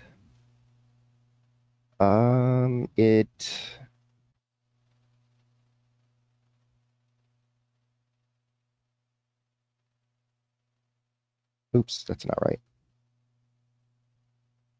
Oh, yay! Oh, yay! Oh, yay! It's a roller coaster ride of emotion. I'm moving through your different stats to get it to the right stat. So it is correct. You can go ahead and use that, but then make sure you hit the +5 button at the bottom. Oh, okay. We can do that. 5. That's...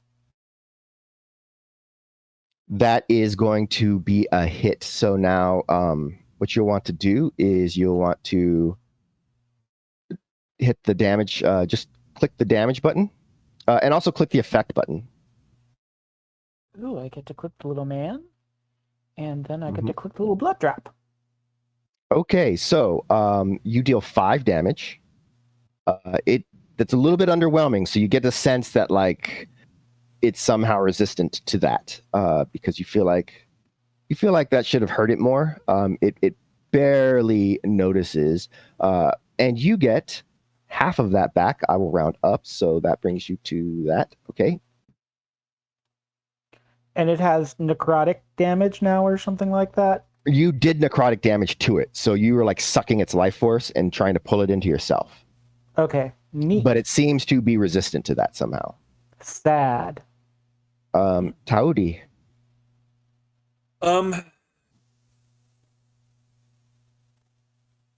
Please punch a dragon. Yeah. That'd be hilarious. So it's like I can definitely hit it. It's not flying too high where I'm not able to hit it, right? No, it's low enough that you can attack it. Okay. Fine. 5, 10, 15. Oh yeah. I want to run.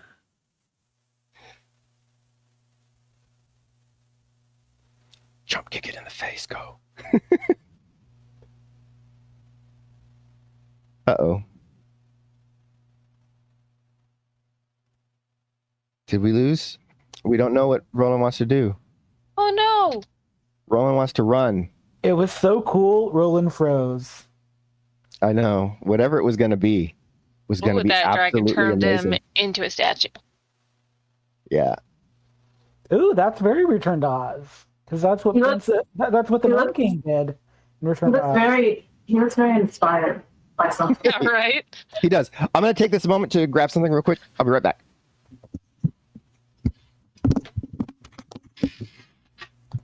So if I don't die before my next turn, I know what I'm going to try to do. I don't think it's going to work, but if it did, it'll be amazing. I'm very excited about whatever it is. So Alex, are you excited about any upcoming streams this week with Rem Alternus? Anything that you're playing in or that you're looking forward to hearing or seeing on Twitch?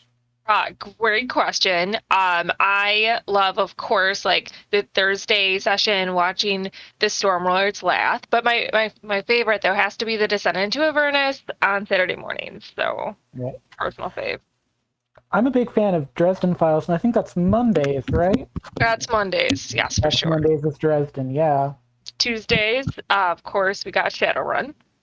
Your Yeah. mom always said that if you make that face, it'll get stuck that way. All right, we'll come back to him so that No. Maybe that's a good thing. Maybe he's like, restarting. so we'll come back to that. Panay,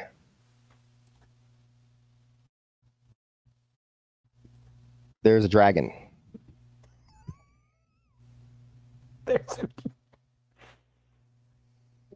So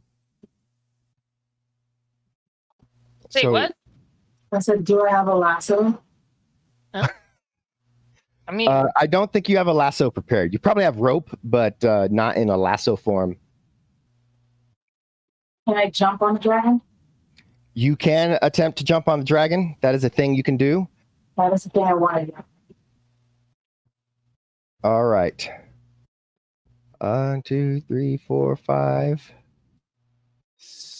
Okay, so I need you to make an athletics check.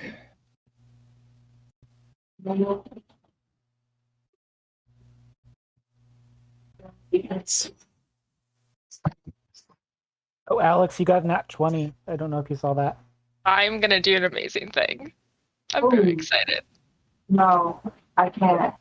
Okay, so you leap to try and get on the dragon, and it just kind of like skirts a little to the side, and the wing just buffets you back to the ground, and kind of leaves you on your back, as it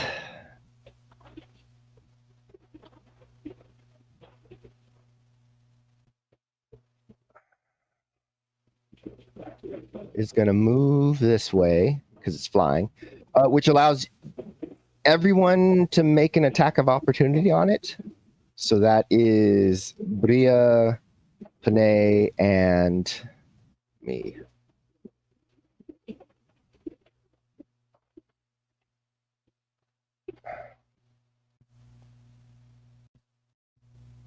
All right. Yeah.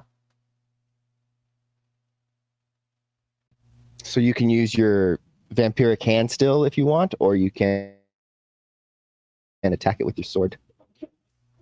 Oh, I can use my vampire. You have it hand for a whole skill? minute. I didn't. Oh, yeah, sure. I love that. I love that vampiric journey for me.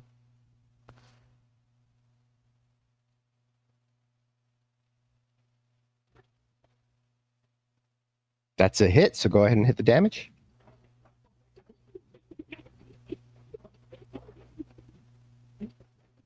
That's the attack again. Hit the damage, Okay.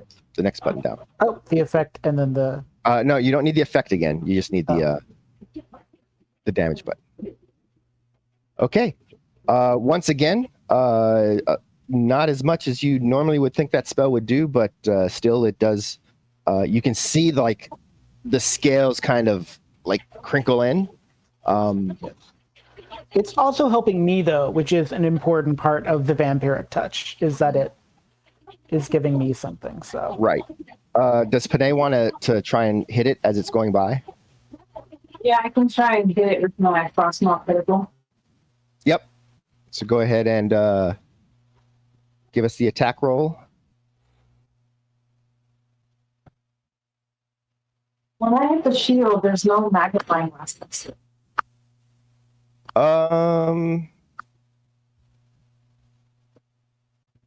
Well, you hit it with the frostmaw, and then the critical is a separate thing.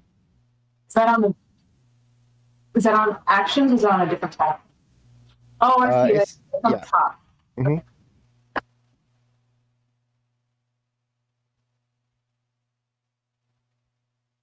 Okay. So that's a hit. Go ahead and roll the damage that's next to it. So basically, when you do a critical, your critical range is extended, so it allows you to do a critical on a 19 and a 20. All right. So you hit it, and you feel like the shadow stuff that makes up its that's kind of coiling around the body is sort of dragging your glaive and keeping you from making as deep an attack as you would like. You still feel pretty good about that. And now it is going to attack Safi. Of course. Attack me before I can do my amazing thing. Get her. All right. hey, whose side are you on? GM's always on the monster side. Jim, I'm not on anyone's side. I'm on the side of this is what it would do as it's flying past. Sure, you betcha. Is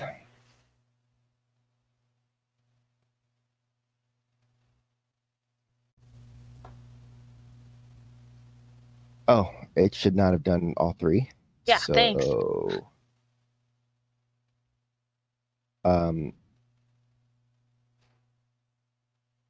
And what type of attack is it?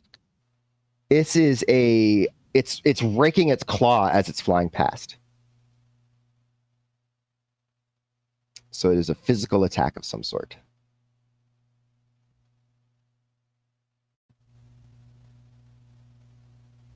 All right, I'm going to go ahead and hit the damage as it kind of bowls you over with 9 damage. Out? I'm not out yet.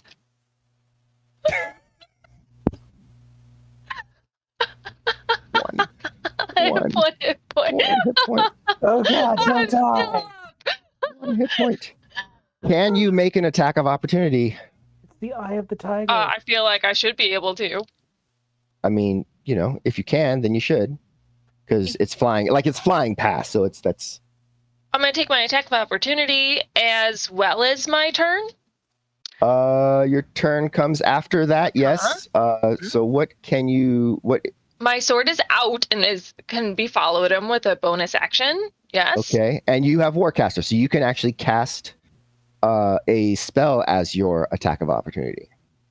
Right. So I would like to try to cast Polymorph and turn him into a mouse. That's always a good one.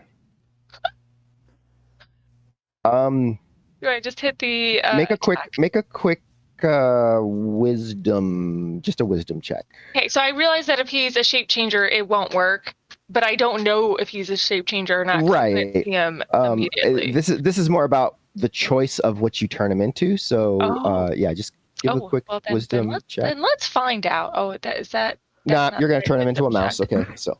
Yeah. Go ahead. You are targeted, so go ahead. Oh, that is not the correct DC. Let's change that to the correct DC so that you don't get robbed. Yeah, that's way better. Okay, so have it make that wisdom check. Okay, so I just hit the save, right? Mm-hmm.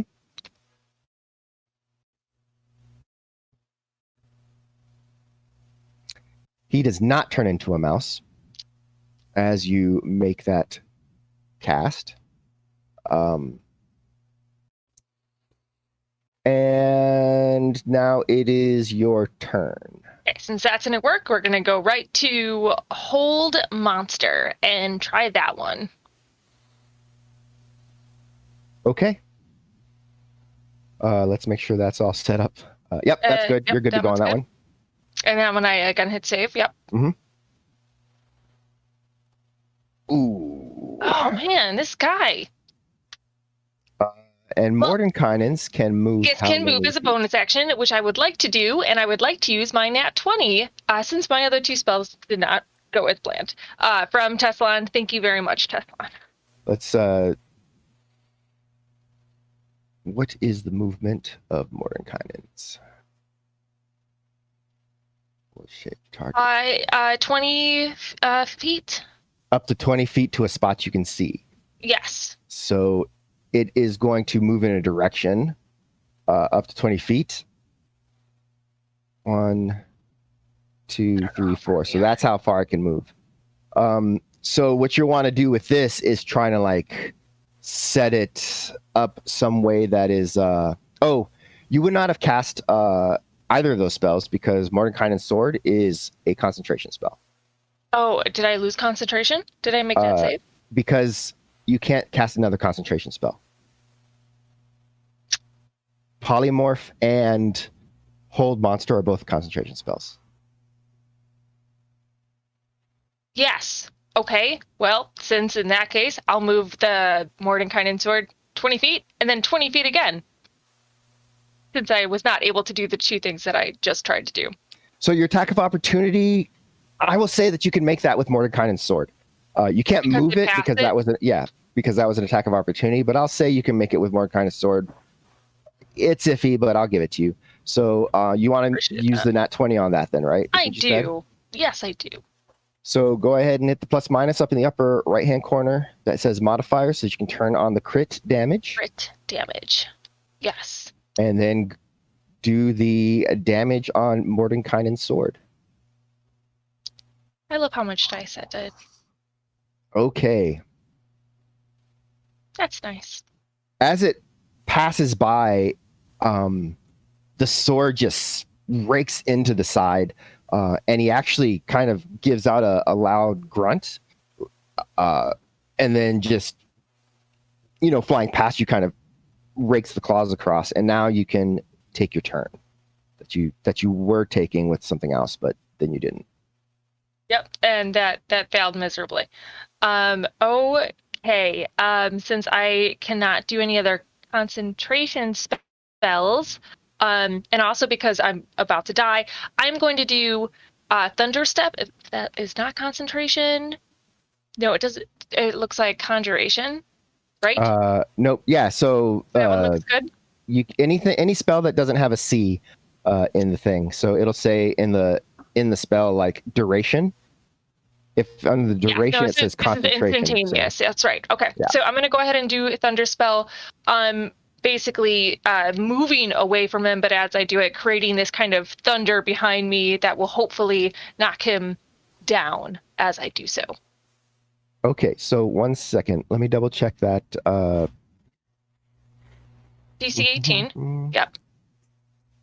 What's the range on it for the thunder part? The thunder part. Within 10 feet? 10 yep. feet. So yes. All right, go ahead and do the concentration save. Okay. All right, go ahead and do the damage.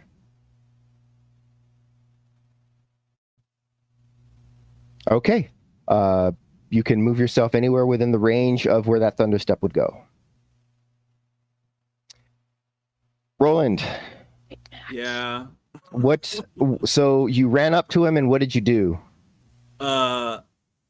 Attack, stunning strike, attack. If he didn't get stunned, stunning strike. Okay. Flurry of blows, attack. Okay, go ahead and make those attacks and do the flurries of blows. You should be targeted properly, so just... Okay.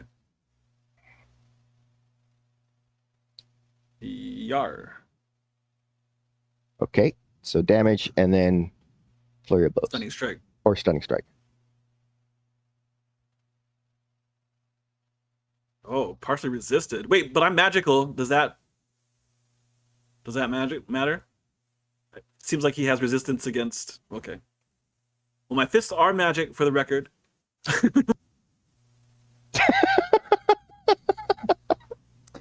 Discord hated that idea.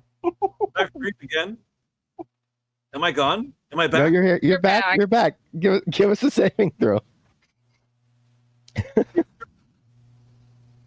Did you say a saving throw? For stunning strike. Oh, for them. I was like, oh, I thought you wanted one from me. I was like, No, I'll roll that. shit to me. You wish. Okay. Wait. All right. Success. Second attack. Second attack. Go. Hit. It's a hit. Damage. Stunning strike.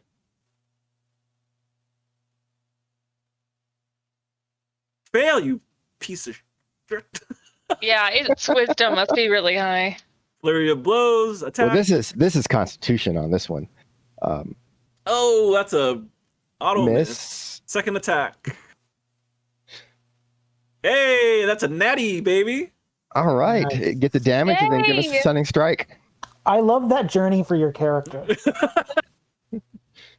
Boom! Double Whoa, eights. look at that. And for the record, my hands are magic, so I don't know why he's resisting. But anyway, stunning strike. Save. Fucking Okay. asshole. All right. And then after that, Panay tried to jump on him, but then he winged her out of the way and then he flew past. Go ahead and give us an attack of opportunity for Me? Taudi. Yeah. Do I have anything that goes with that? Give me a sec to do some research.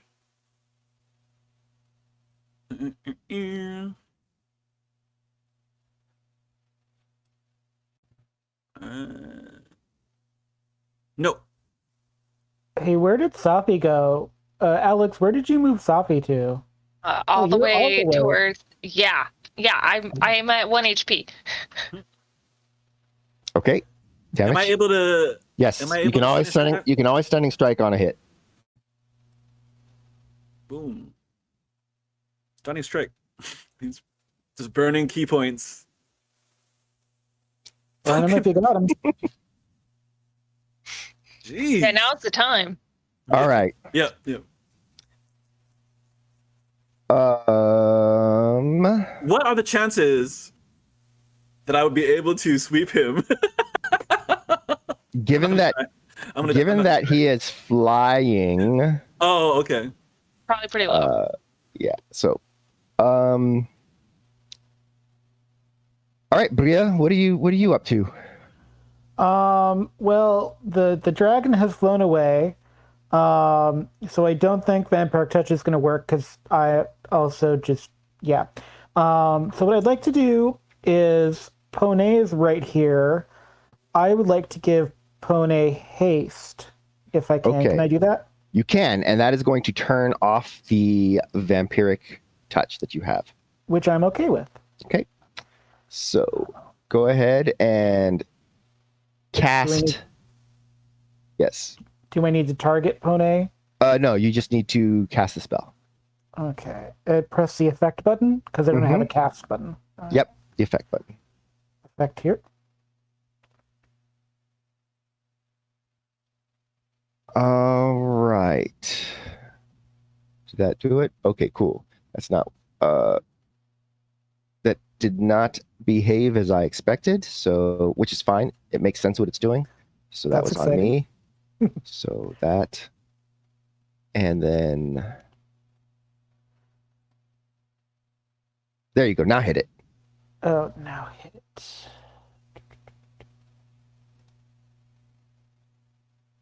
Cool. Yay. It's done. So that gives Panay an additional 2 armor class, advantages to dexterity saves, which are the save that happens when it its breath. It also gives her additional movement, I believe. Pretty sure it does. Sure. Yes, Gains that additional action. that Gives an sounds additional correct. action that can be used to attack, dash, disengage, hide, or use an object. Okay, I see. But no. Okay, cool. Yes. All right, that is your turn. Do you want to move at all? Can I take a potion, possibly? Yes. I would love to do a potion of superior healing. Okay. Which Go ahead is and roll the dice with that. The 8 of them, right? Mhm. 2, 5. And then do 3. 14 plus 9 is 25, plus 8 is 33. Yes! Nice job. Yeah, that's good for you. All right. That is good for me. I don't like when numbers get to yellow. They don't make me happy. Oh, yeah, mine's very red. Towdy. Okay. How far up has it flown? It's low. It's trying to stay Same. in range of you guys, so yeah. Okay. Zip. And we'll just do the same thing, I guess. Like punching its tail as it flies past. Yeah. I've heard it's got a weak spot on the eighth ventular I'm gonna find I'm prolificae. gonna find that the missing scale on Smog. Yes. All All right, yeah, let's go. Not much more I can do, so You're like, all I gotta do is get one success on this stunning strike. If this dragon can dodge a wrench, it can dodge a ball. are the benefits in my notes accurate? The benefits in your notes are accurate. Can I use a success on a stunning strike? No, because it is rolling to see if it gets a successful save. Oh, A success means that you rolled whatever you needed to roll to get a success on your die roll. right. Fine. Okay. You tried. Whoop, stunning strike. Did I already hit it? I already hit it. I have a nat 20. I'll have to use that. Oh, my God. You did hit it. Don't When look did you at get that. Nat 20? Nat 20? What are you talking about? What? I have a nat 20. When? Where? What? See, you How? I don't definitely know. used that Probably a long for- time ago that I never for, used I don't before. know, Miss Willow Green or something. It's Second fine. attack. To make the tea delicious. Miss. Yes. Yeah. Flowery of blows. Okay. Flowery. Yeah. What's that That's a hit. tea? Ooh, it's gone to heavy. Second. Oh. Wait. Stunning strike before I. Stunning strike. I'm running out of key. Do But it. you've done a fabulous job. Like, I'm not complaining. Yeah, we're very proud of you. You really redeemed yourself from almost dying by those vines a couple days ago, because it hasn't really been that long. That was for your benefit. One more. I went first. All right, that's a hit. I mean, he is punching a dragon. What do we expect? Okay, we'll try that one more time. One more time. We'll punch and dragons. Yes! Punch and dragons, and we're feeling so free. Stunned! Had to work eventually. Okay.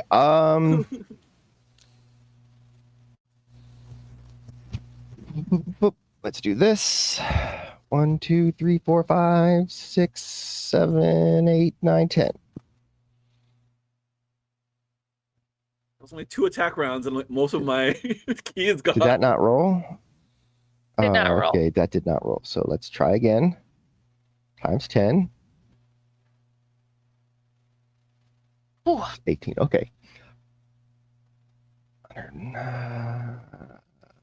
Okay, boom. Okay, so you hit it. Its forward momentum is still going as it is going to crash into the ground and the wall and tumble and flip stunned. Even better. And so it did. That was falling damage that I rolled just there. Go ahead, Poney. I believe you can get within range to tag it before it does its thing where it falls. Where it does the falling thing. What's the most lethal weapon that I have? That Frostmaws is your most lethal weapon. And you will get 4 attacks with it this turn because you are hasted. Yeah. Am I particularly acrobatic or athletic, or am I just You're strong? pretty athletic. You're not very acrobatic at all. So you actually had a good chance to jump on his back, but yeah, you just rolled really low. At this point, though, you don't really he's about to go falling down into the thing, so it's like just an opportunity to kind of hit him a few times before he goes. But up his head, I just don't know how effective the Frosty would be doing that. Well, when you attack, if any successful attacks, if you end up killing him, you could describe it as that. But at this point, you still got you're still trying to wear him down a little bit. You know, it would be really funny if this wasn't actually the Devourer, and this was the Devourer's housekeeper. Oh God! Don't even say that. You're giving him ideas. Do you not think he's already had that idea? Well, As it dies, I was just about to make because lunch. that Devourer did not say that it was the Devourer. The Devourer is a very ambiguous word. I'm just saying. I mean, it's true. All right, so Lee, are you attacking then? I take that as a yes. So there's Yay. 1. You get 4.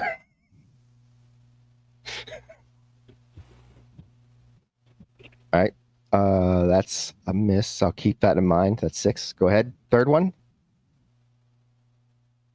Ooh. Miss. That's 6, 12. And then the last one. There we go. 12. Oh. Looking good. 126.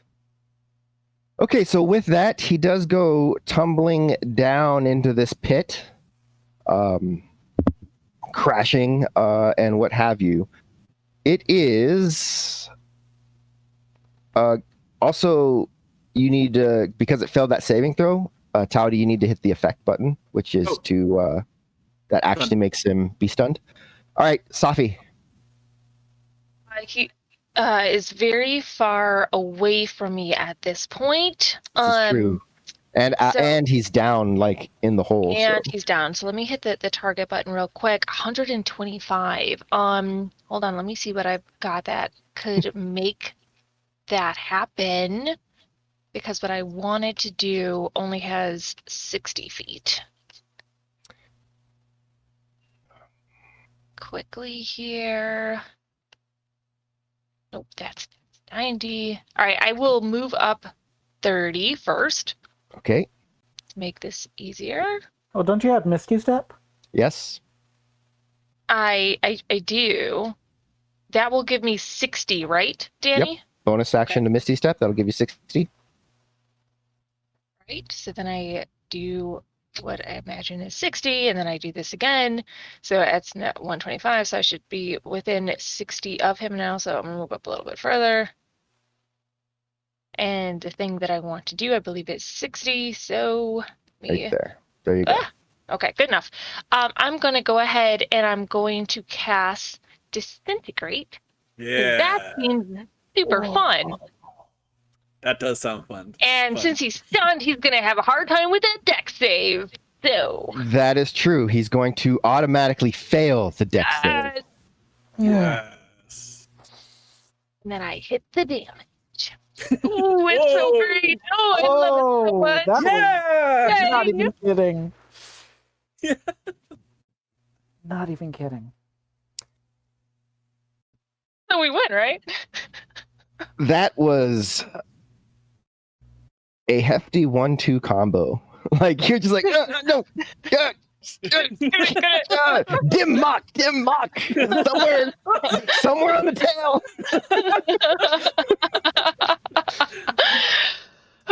we're heroes, okay? So, you know. You are.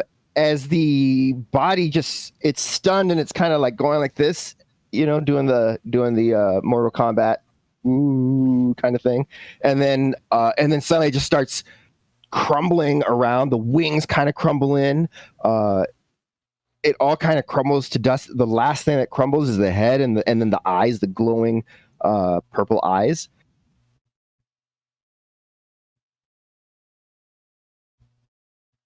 And then it comes to life again. I don't trust it. I don't like trust this. it. Oh, don't trust it. I sprint and grab Safi and spin her around. Yes! Yes, I'm like super like bloody and gross. Yes, we did it. We did it. Okay.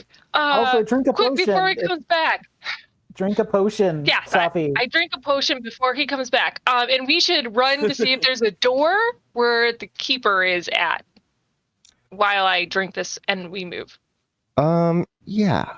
So about that. Okay. Well, I'm still drinking the potion. Yes, and make your die roll, of course. I just had a thought. What is your thought? That hearth fire is the doorway to everyone's house. We could have maybe chosen the keeper instead of the devourer. Oh, well, Also, I'm We're still not not very told good if at that this. was the actual devourer because who's to As- say the devourer doesn't have a dragon housekeeper? I'm True. not. As the ashes float across our faces into the air, like that's the conversation. Like, why don't we just choose the keeper instead of the devourer? There it is. That's what I thought. That's why I didn't plus move. 4, so 13. Okay, so I got 17 back. Right. I should probably drink another one. Whoa.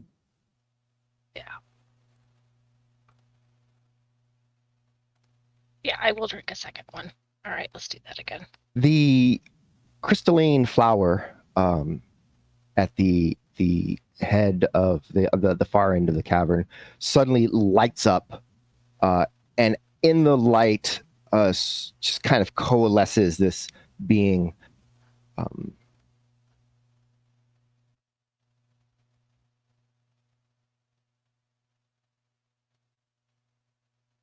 You still wish to speak to the Keeper of the Accords? Yes, Indeed. ma'am. The way is open. And you can see beneath the flower, the foliage sort of parts ways, allowing like a passage into the next area, if you will. Okay. We follow. As we get closer, I do once again offer the tea to the devourer.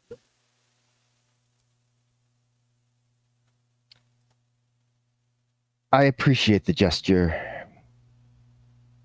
It would be wasted on me. Maybe one day the two of us could share this tea.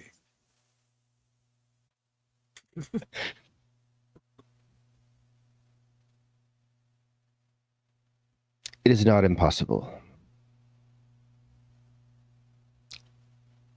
And everybody walks through. Yes. Yeah, sure. I just want to ask you, why is it called the Devourer?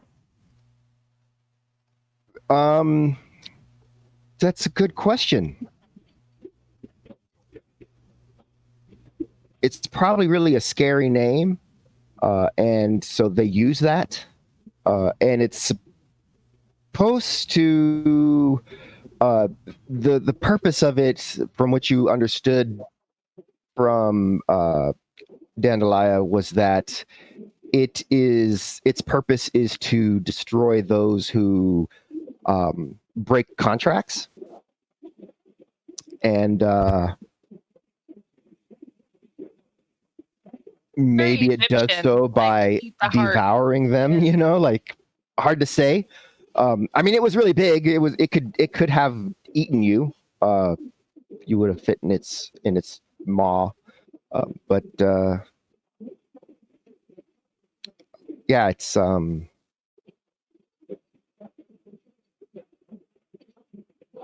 of those things, I guess, in terms of why it's named that. As you step through, We are devoured. We all die. Got it.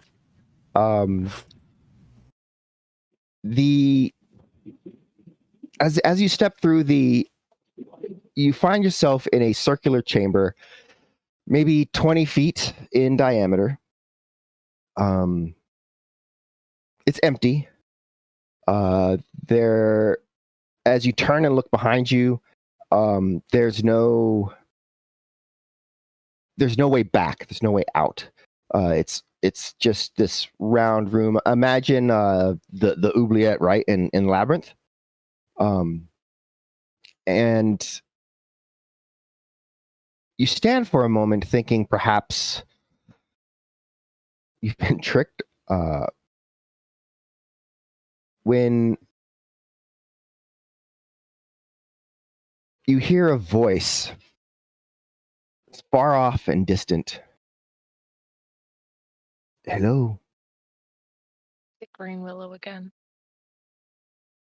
Hello? Hi. Are you the keeper of the Accords? And what does Safi imagine the Keeper of the Accords looks like? I would imagine kind of a small, dusty, mole-like man with really big glasses, and probably hands dyed with dye from lots of writing.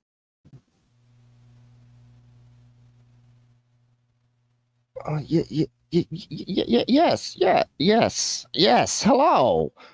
As this, it's almost like he walks out of the darkness. There weren't even any shadows for him to walk out of, but it's exactly that. It's like maybe a 3.5 foot tall. Just he's got like 2 white like puffs of hair that just kind of go out and then into points on either side. A pretty bulbous nose with his spectacles. He's got a satchel on his side, and you can see that there's loose papers kind of falling out of it as he steps. What brings you here? Sorry to trouble you, kind sir, but we are looking for information about the Accords that the Biasticra had with the people and where they might be now. No. The Biasticra is it? Well, let's see what I've got in here. And he pulls out the book, and as he pulls it out and opens it, he sets it on a small desk that kind of like, not a desk, but like a lectern that appears just in front of him. And he sets it there, and he starts thumbing through the pages. As you look kind of over what he's kind of rolling through with the various pages and stuff, the writing in the book, it doesn't look like an alphabet. It doesn't look like anything that seems like it should make any sense. It just looks like scribbles and squiggles and little drawings and like a mole wrote it, like with their hand. No, not necessarily that a mole wrote it, but more that Some shorthand. Get it? or just nonsense. Or nonsense. Great, or just great, nonsense, great. Right? Well, let's see here. It seems well. Unfortunate. It looks like there have been some that have broken their contracts, and unfortunately, the Shadow Veil has taken its due. However, there are still plenty of them around, out and about. Looks like. And yeah, okay.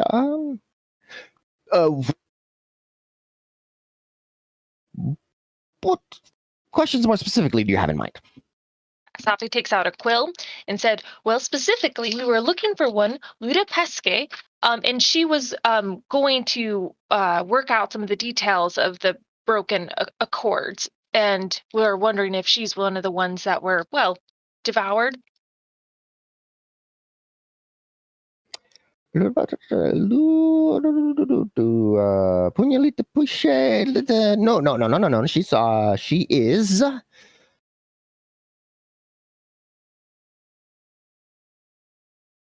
Somehow still managing to maintain her contract. Interesting. You have any whereabouts on her? Unfortunately, that is not the information that I keep. All I can say is that she is, well, if something happened to her, it wasn't us. Got it. I think this is really helpful information. One of the things that we're trying to understand is what happened to make the Biastra fall into a breach of contract. Does it say there? Oh, well, let's see. It appears that at one point in time that the Biastra, the contracts that they signed were between them and the land. Okay. Those are mostly intact. Some loopholes, but intact. So that's fine. There are, however, some accords that have been broken. Oh, interesting. It appears that there was an agreement of mutual self-preservation, of mutual defense, mutual aid, and a few seem to have fallen awry in this particular endeavor, and those are contracts between them, mostly, it looks like. So, unfortunately, we enforce all contracts. All contracts are sacrosanct and must be upheld. So they didn't come to the aid of their allies. That's what it appears like. And it appears that, interesting, that a few have forced the hand of others so that they are locked away, it appears, unable to maintain their duties, but so far, not fallen afoul. Interesting. Only a matter of time on those, I believe. Well, we, of course, believe all contracts are made to be held and promises are not made to be broken. If it sounds like if they're about to be in breach of their contract, maybe we can help disentangle them so they can continue to hold up their side of the deal. Well, you could give us the location. Maybe we could aid with this.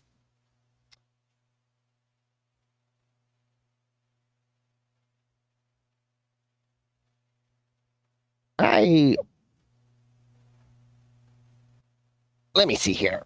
The contracts that are under threat of breach.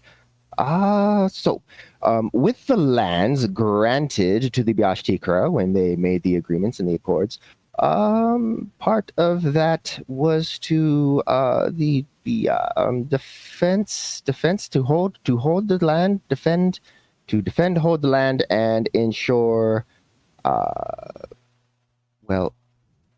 occupation. It seems that occupation is in danger of being in breach, but not quite. So there's that. I would say that it appears that someone has been maintaining the land while you were gone.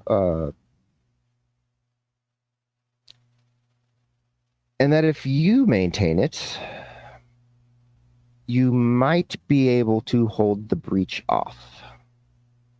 Yeah, so I understand, since contracts are very important to us as a people. If my people continue to maintain the land and to occupy it, we will make sure that the contract remains whole. Yes, indirectly you will be maintaining the contract. The accord will be upheld. However, do not expect that will be an easy task. It's interesting. It's No, interesting. I don't expect it to be. If it would certainly help us if we were able to find the Beastakra who are supposed to be holding the contract themselves. Did you know that is an guy interesting goes whole question. 15 minutes thing? Unfortunately, I have That no came way from to me. seek them out. Really? It is My first likely idea that was whatever that had in one occurred quarter to of an cause the hour, other yours breaches, faded into a tower. Overview, perhaps figuratively the speaking. machinations of others who have their own contracts. Sir, you keep using the word interesting. Is there something different in the contract from other contracts that you've seen before? It is interesting to me to note that the contract maintains its validity at this point. Given that most of the Beastakra are missing, gone, unreadable, unknowable, it appears that Arcadia should have fallen to waste already, yet it hasn't. I'd like to believe that our people are the reason. It is possible. There is a period of time where you would not have been there. So what I find interesting is that it is maintained in this period of time before you returned and made your deal here with the Dryad. It's here. And some time before that, there's a space. Keeper, could you tell us who the name of the allies were that held the contract with the Beastakra? Well, the amongst the Beastakra themselves, I can certainly produce that list for you. Thank you. Is there anything else? Would you enjoy some tea?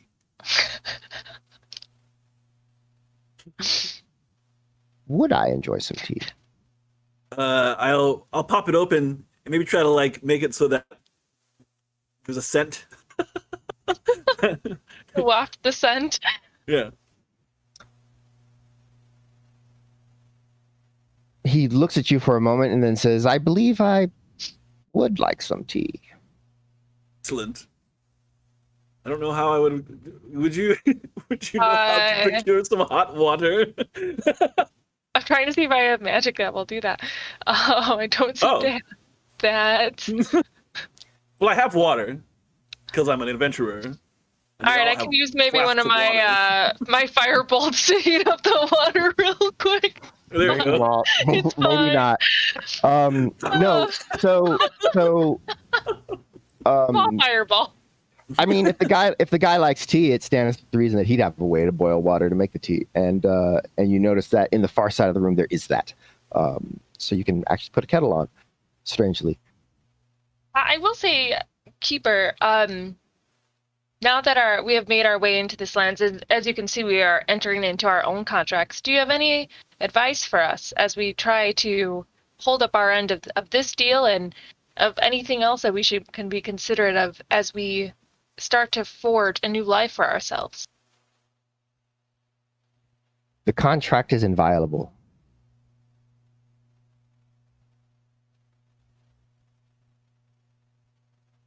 The semantics are important.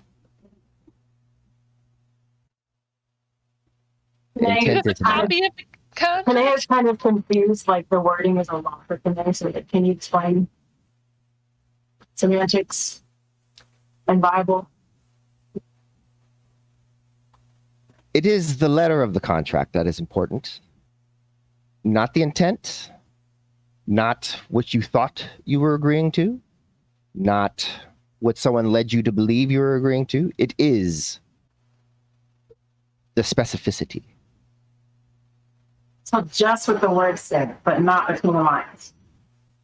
There are no lines to read between. It is simply the words. That which is agreed upon will be held true. Keeper, would it be impolite to ask, do you have any accords yourself, or do you simply keep accords for others? There is nothing that exists in the Shadow Fae that is not the result of a contract. And I start thinking about if I owe the centipede something for taking this tea. Oh my god, I gave her a gift. It's all right. It's cool. Probably. I'm not sure. I do ask the keeper for a copy of the contract so I can write down the specific letter of the Unfortunately, that I cannot do. It is your responsibility to keep your contract. Fair enough. We will occupy the lands as is stated and defend. Well, it matters little to me, but I am certain it is very important to you. So, best of luck, well wishes. Any convenient portal door that will take us all the way back where we started. Certainly. You wish to return to Ricadia at this point? Maybe after unroleplayed couple of minutes of drinking tea. Yes. And small talk. So you have the tea. The small talk is very strange. It's like, for the amount of power supposedly this strange entity has, he seems to know very little about anything else. So a lot of times it's just like with the tea question, right? So you're like, well, how do you feel about that? And he's like, I don't know. How do I feel about that? And then, like, in your head, you imagine a way that he might feel about a thing, like just kind of naturally, like you just, because people project onto others, right? And then that becomes his answer in that moment. Right? So they're kind of manifesting what I'm, like, what you think of him to be, like, so you don't know. And if that occurs to you, if you try to do it on purpose, it doesn't work, right? Yeah. So it's this sort of weird. Here's a question I want to ask the keeper. Keeper, what is the most interesting contract that you have?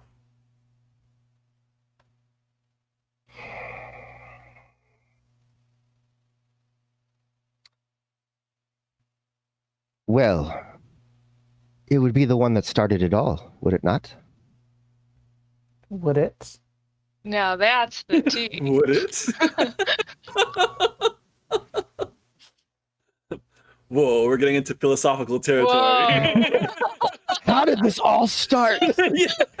Everything exists by contract, but then what was the first contract? Who made it? Where did they come from? And who with? Like, if there was only one person, like. The creator of the original contract is a god called Danae. But by the logic would also have to be the result of a contract. Right? Yeah. Okay. Yeah. So there we go. Therefore, the entire universe exists on the basis of a contract. On the back of the turtle. On the back of the elephant. Wow. Yes. It blows your mind. Anyway, so yeah, afterward, like out of our ears as we yeah, your eyes are bleeding out. Like, you've reached the event horizon. So, all right. So yeah, you have an otherwise, I mean, it's a strange but otherwise enjoyable moment with the keeper, and do we learn its real name? Are we like, all right, Bob, see you, see you later? Again, the same thing happens, right? If you're like, do you have a real name? You know, he's like, what is it? And then like one of you like would be like, it'd be weird if it was this, you know, or whatever, like a thought that comes naturally to you, and then like that like responds with that. It's Definitely, all Bob. Keeper of the Accords. Yeah. yeah. So, you know, like, and it's the first, you know, the first person to kind of like have that in their head, and it's like you're creating this entity as you interact with them. I got this Bob. Yeah, and afterwards you you say farewell and step through the door that wasn't there before, out into a meadow.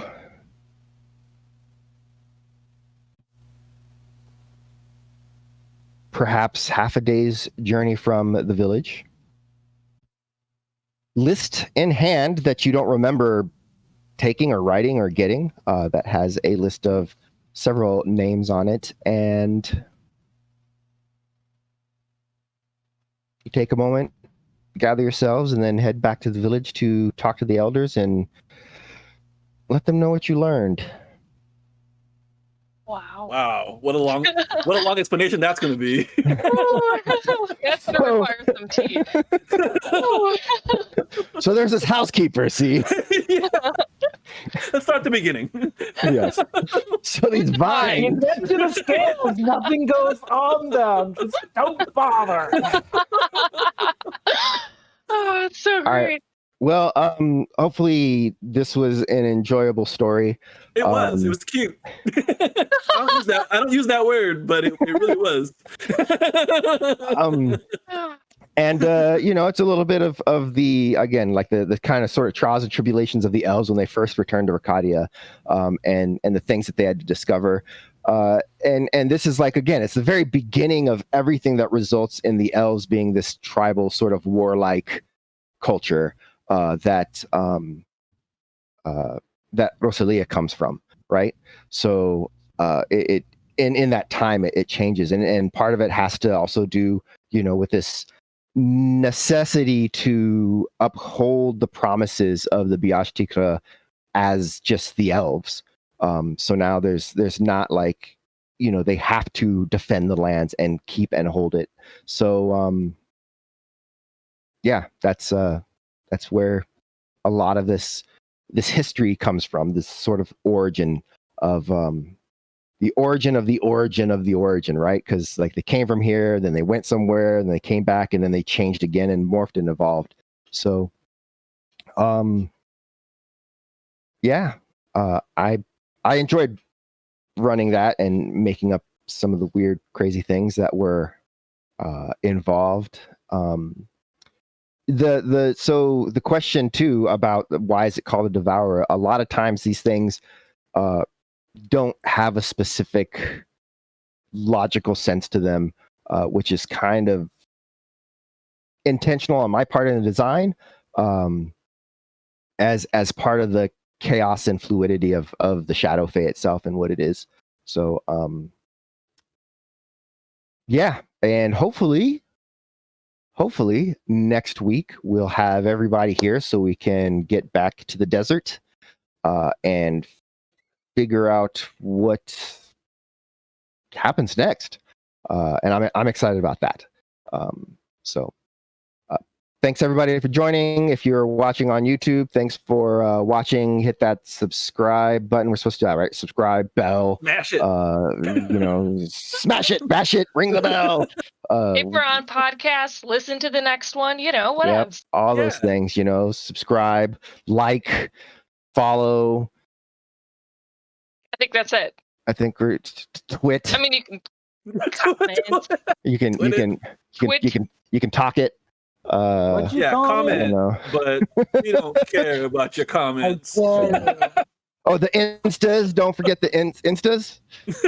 I'm really bad about all of it. Oh boy! I just like I didn't do any social media because I got like a 3-day timeout for talking about when I got a timeout a year ago.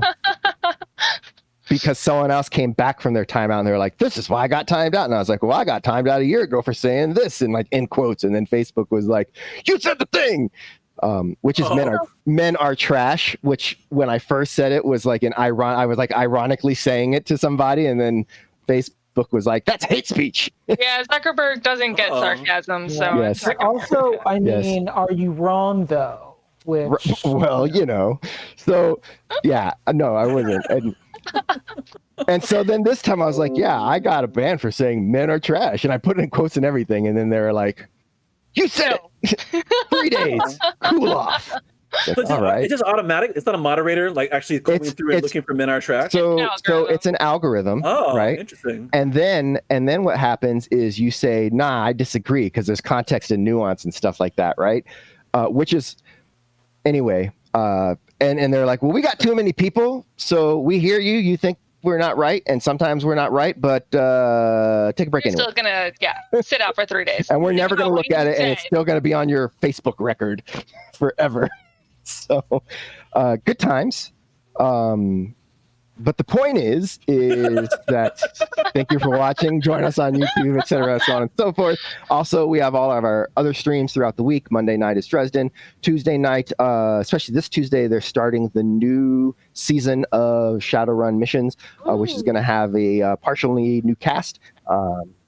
Hey, actually, I just heard from the voice of Nipoe that that it's getting pushed back another week. So there's that. And then Thursday is Stormlord's Wrath. Friday is Rem Chat or whatever we do on Fridays. And Saturday, Sent into Avernus. And then it's Sunday again, and we'll be back here. So thanks for joining. Thank you to the cast for hanging out and bearing with us on these last few weeks where we've had a few people out. Thank you, Tom, for taking care of all of the tech and everything. And we'll see everybody next week. Thanks for joining us. Bye, y'all. bye.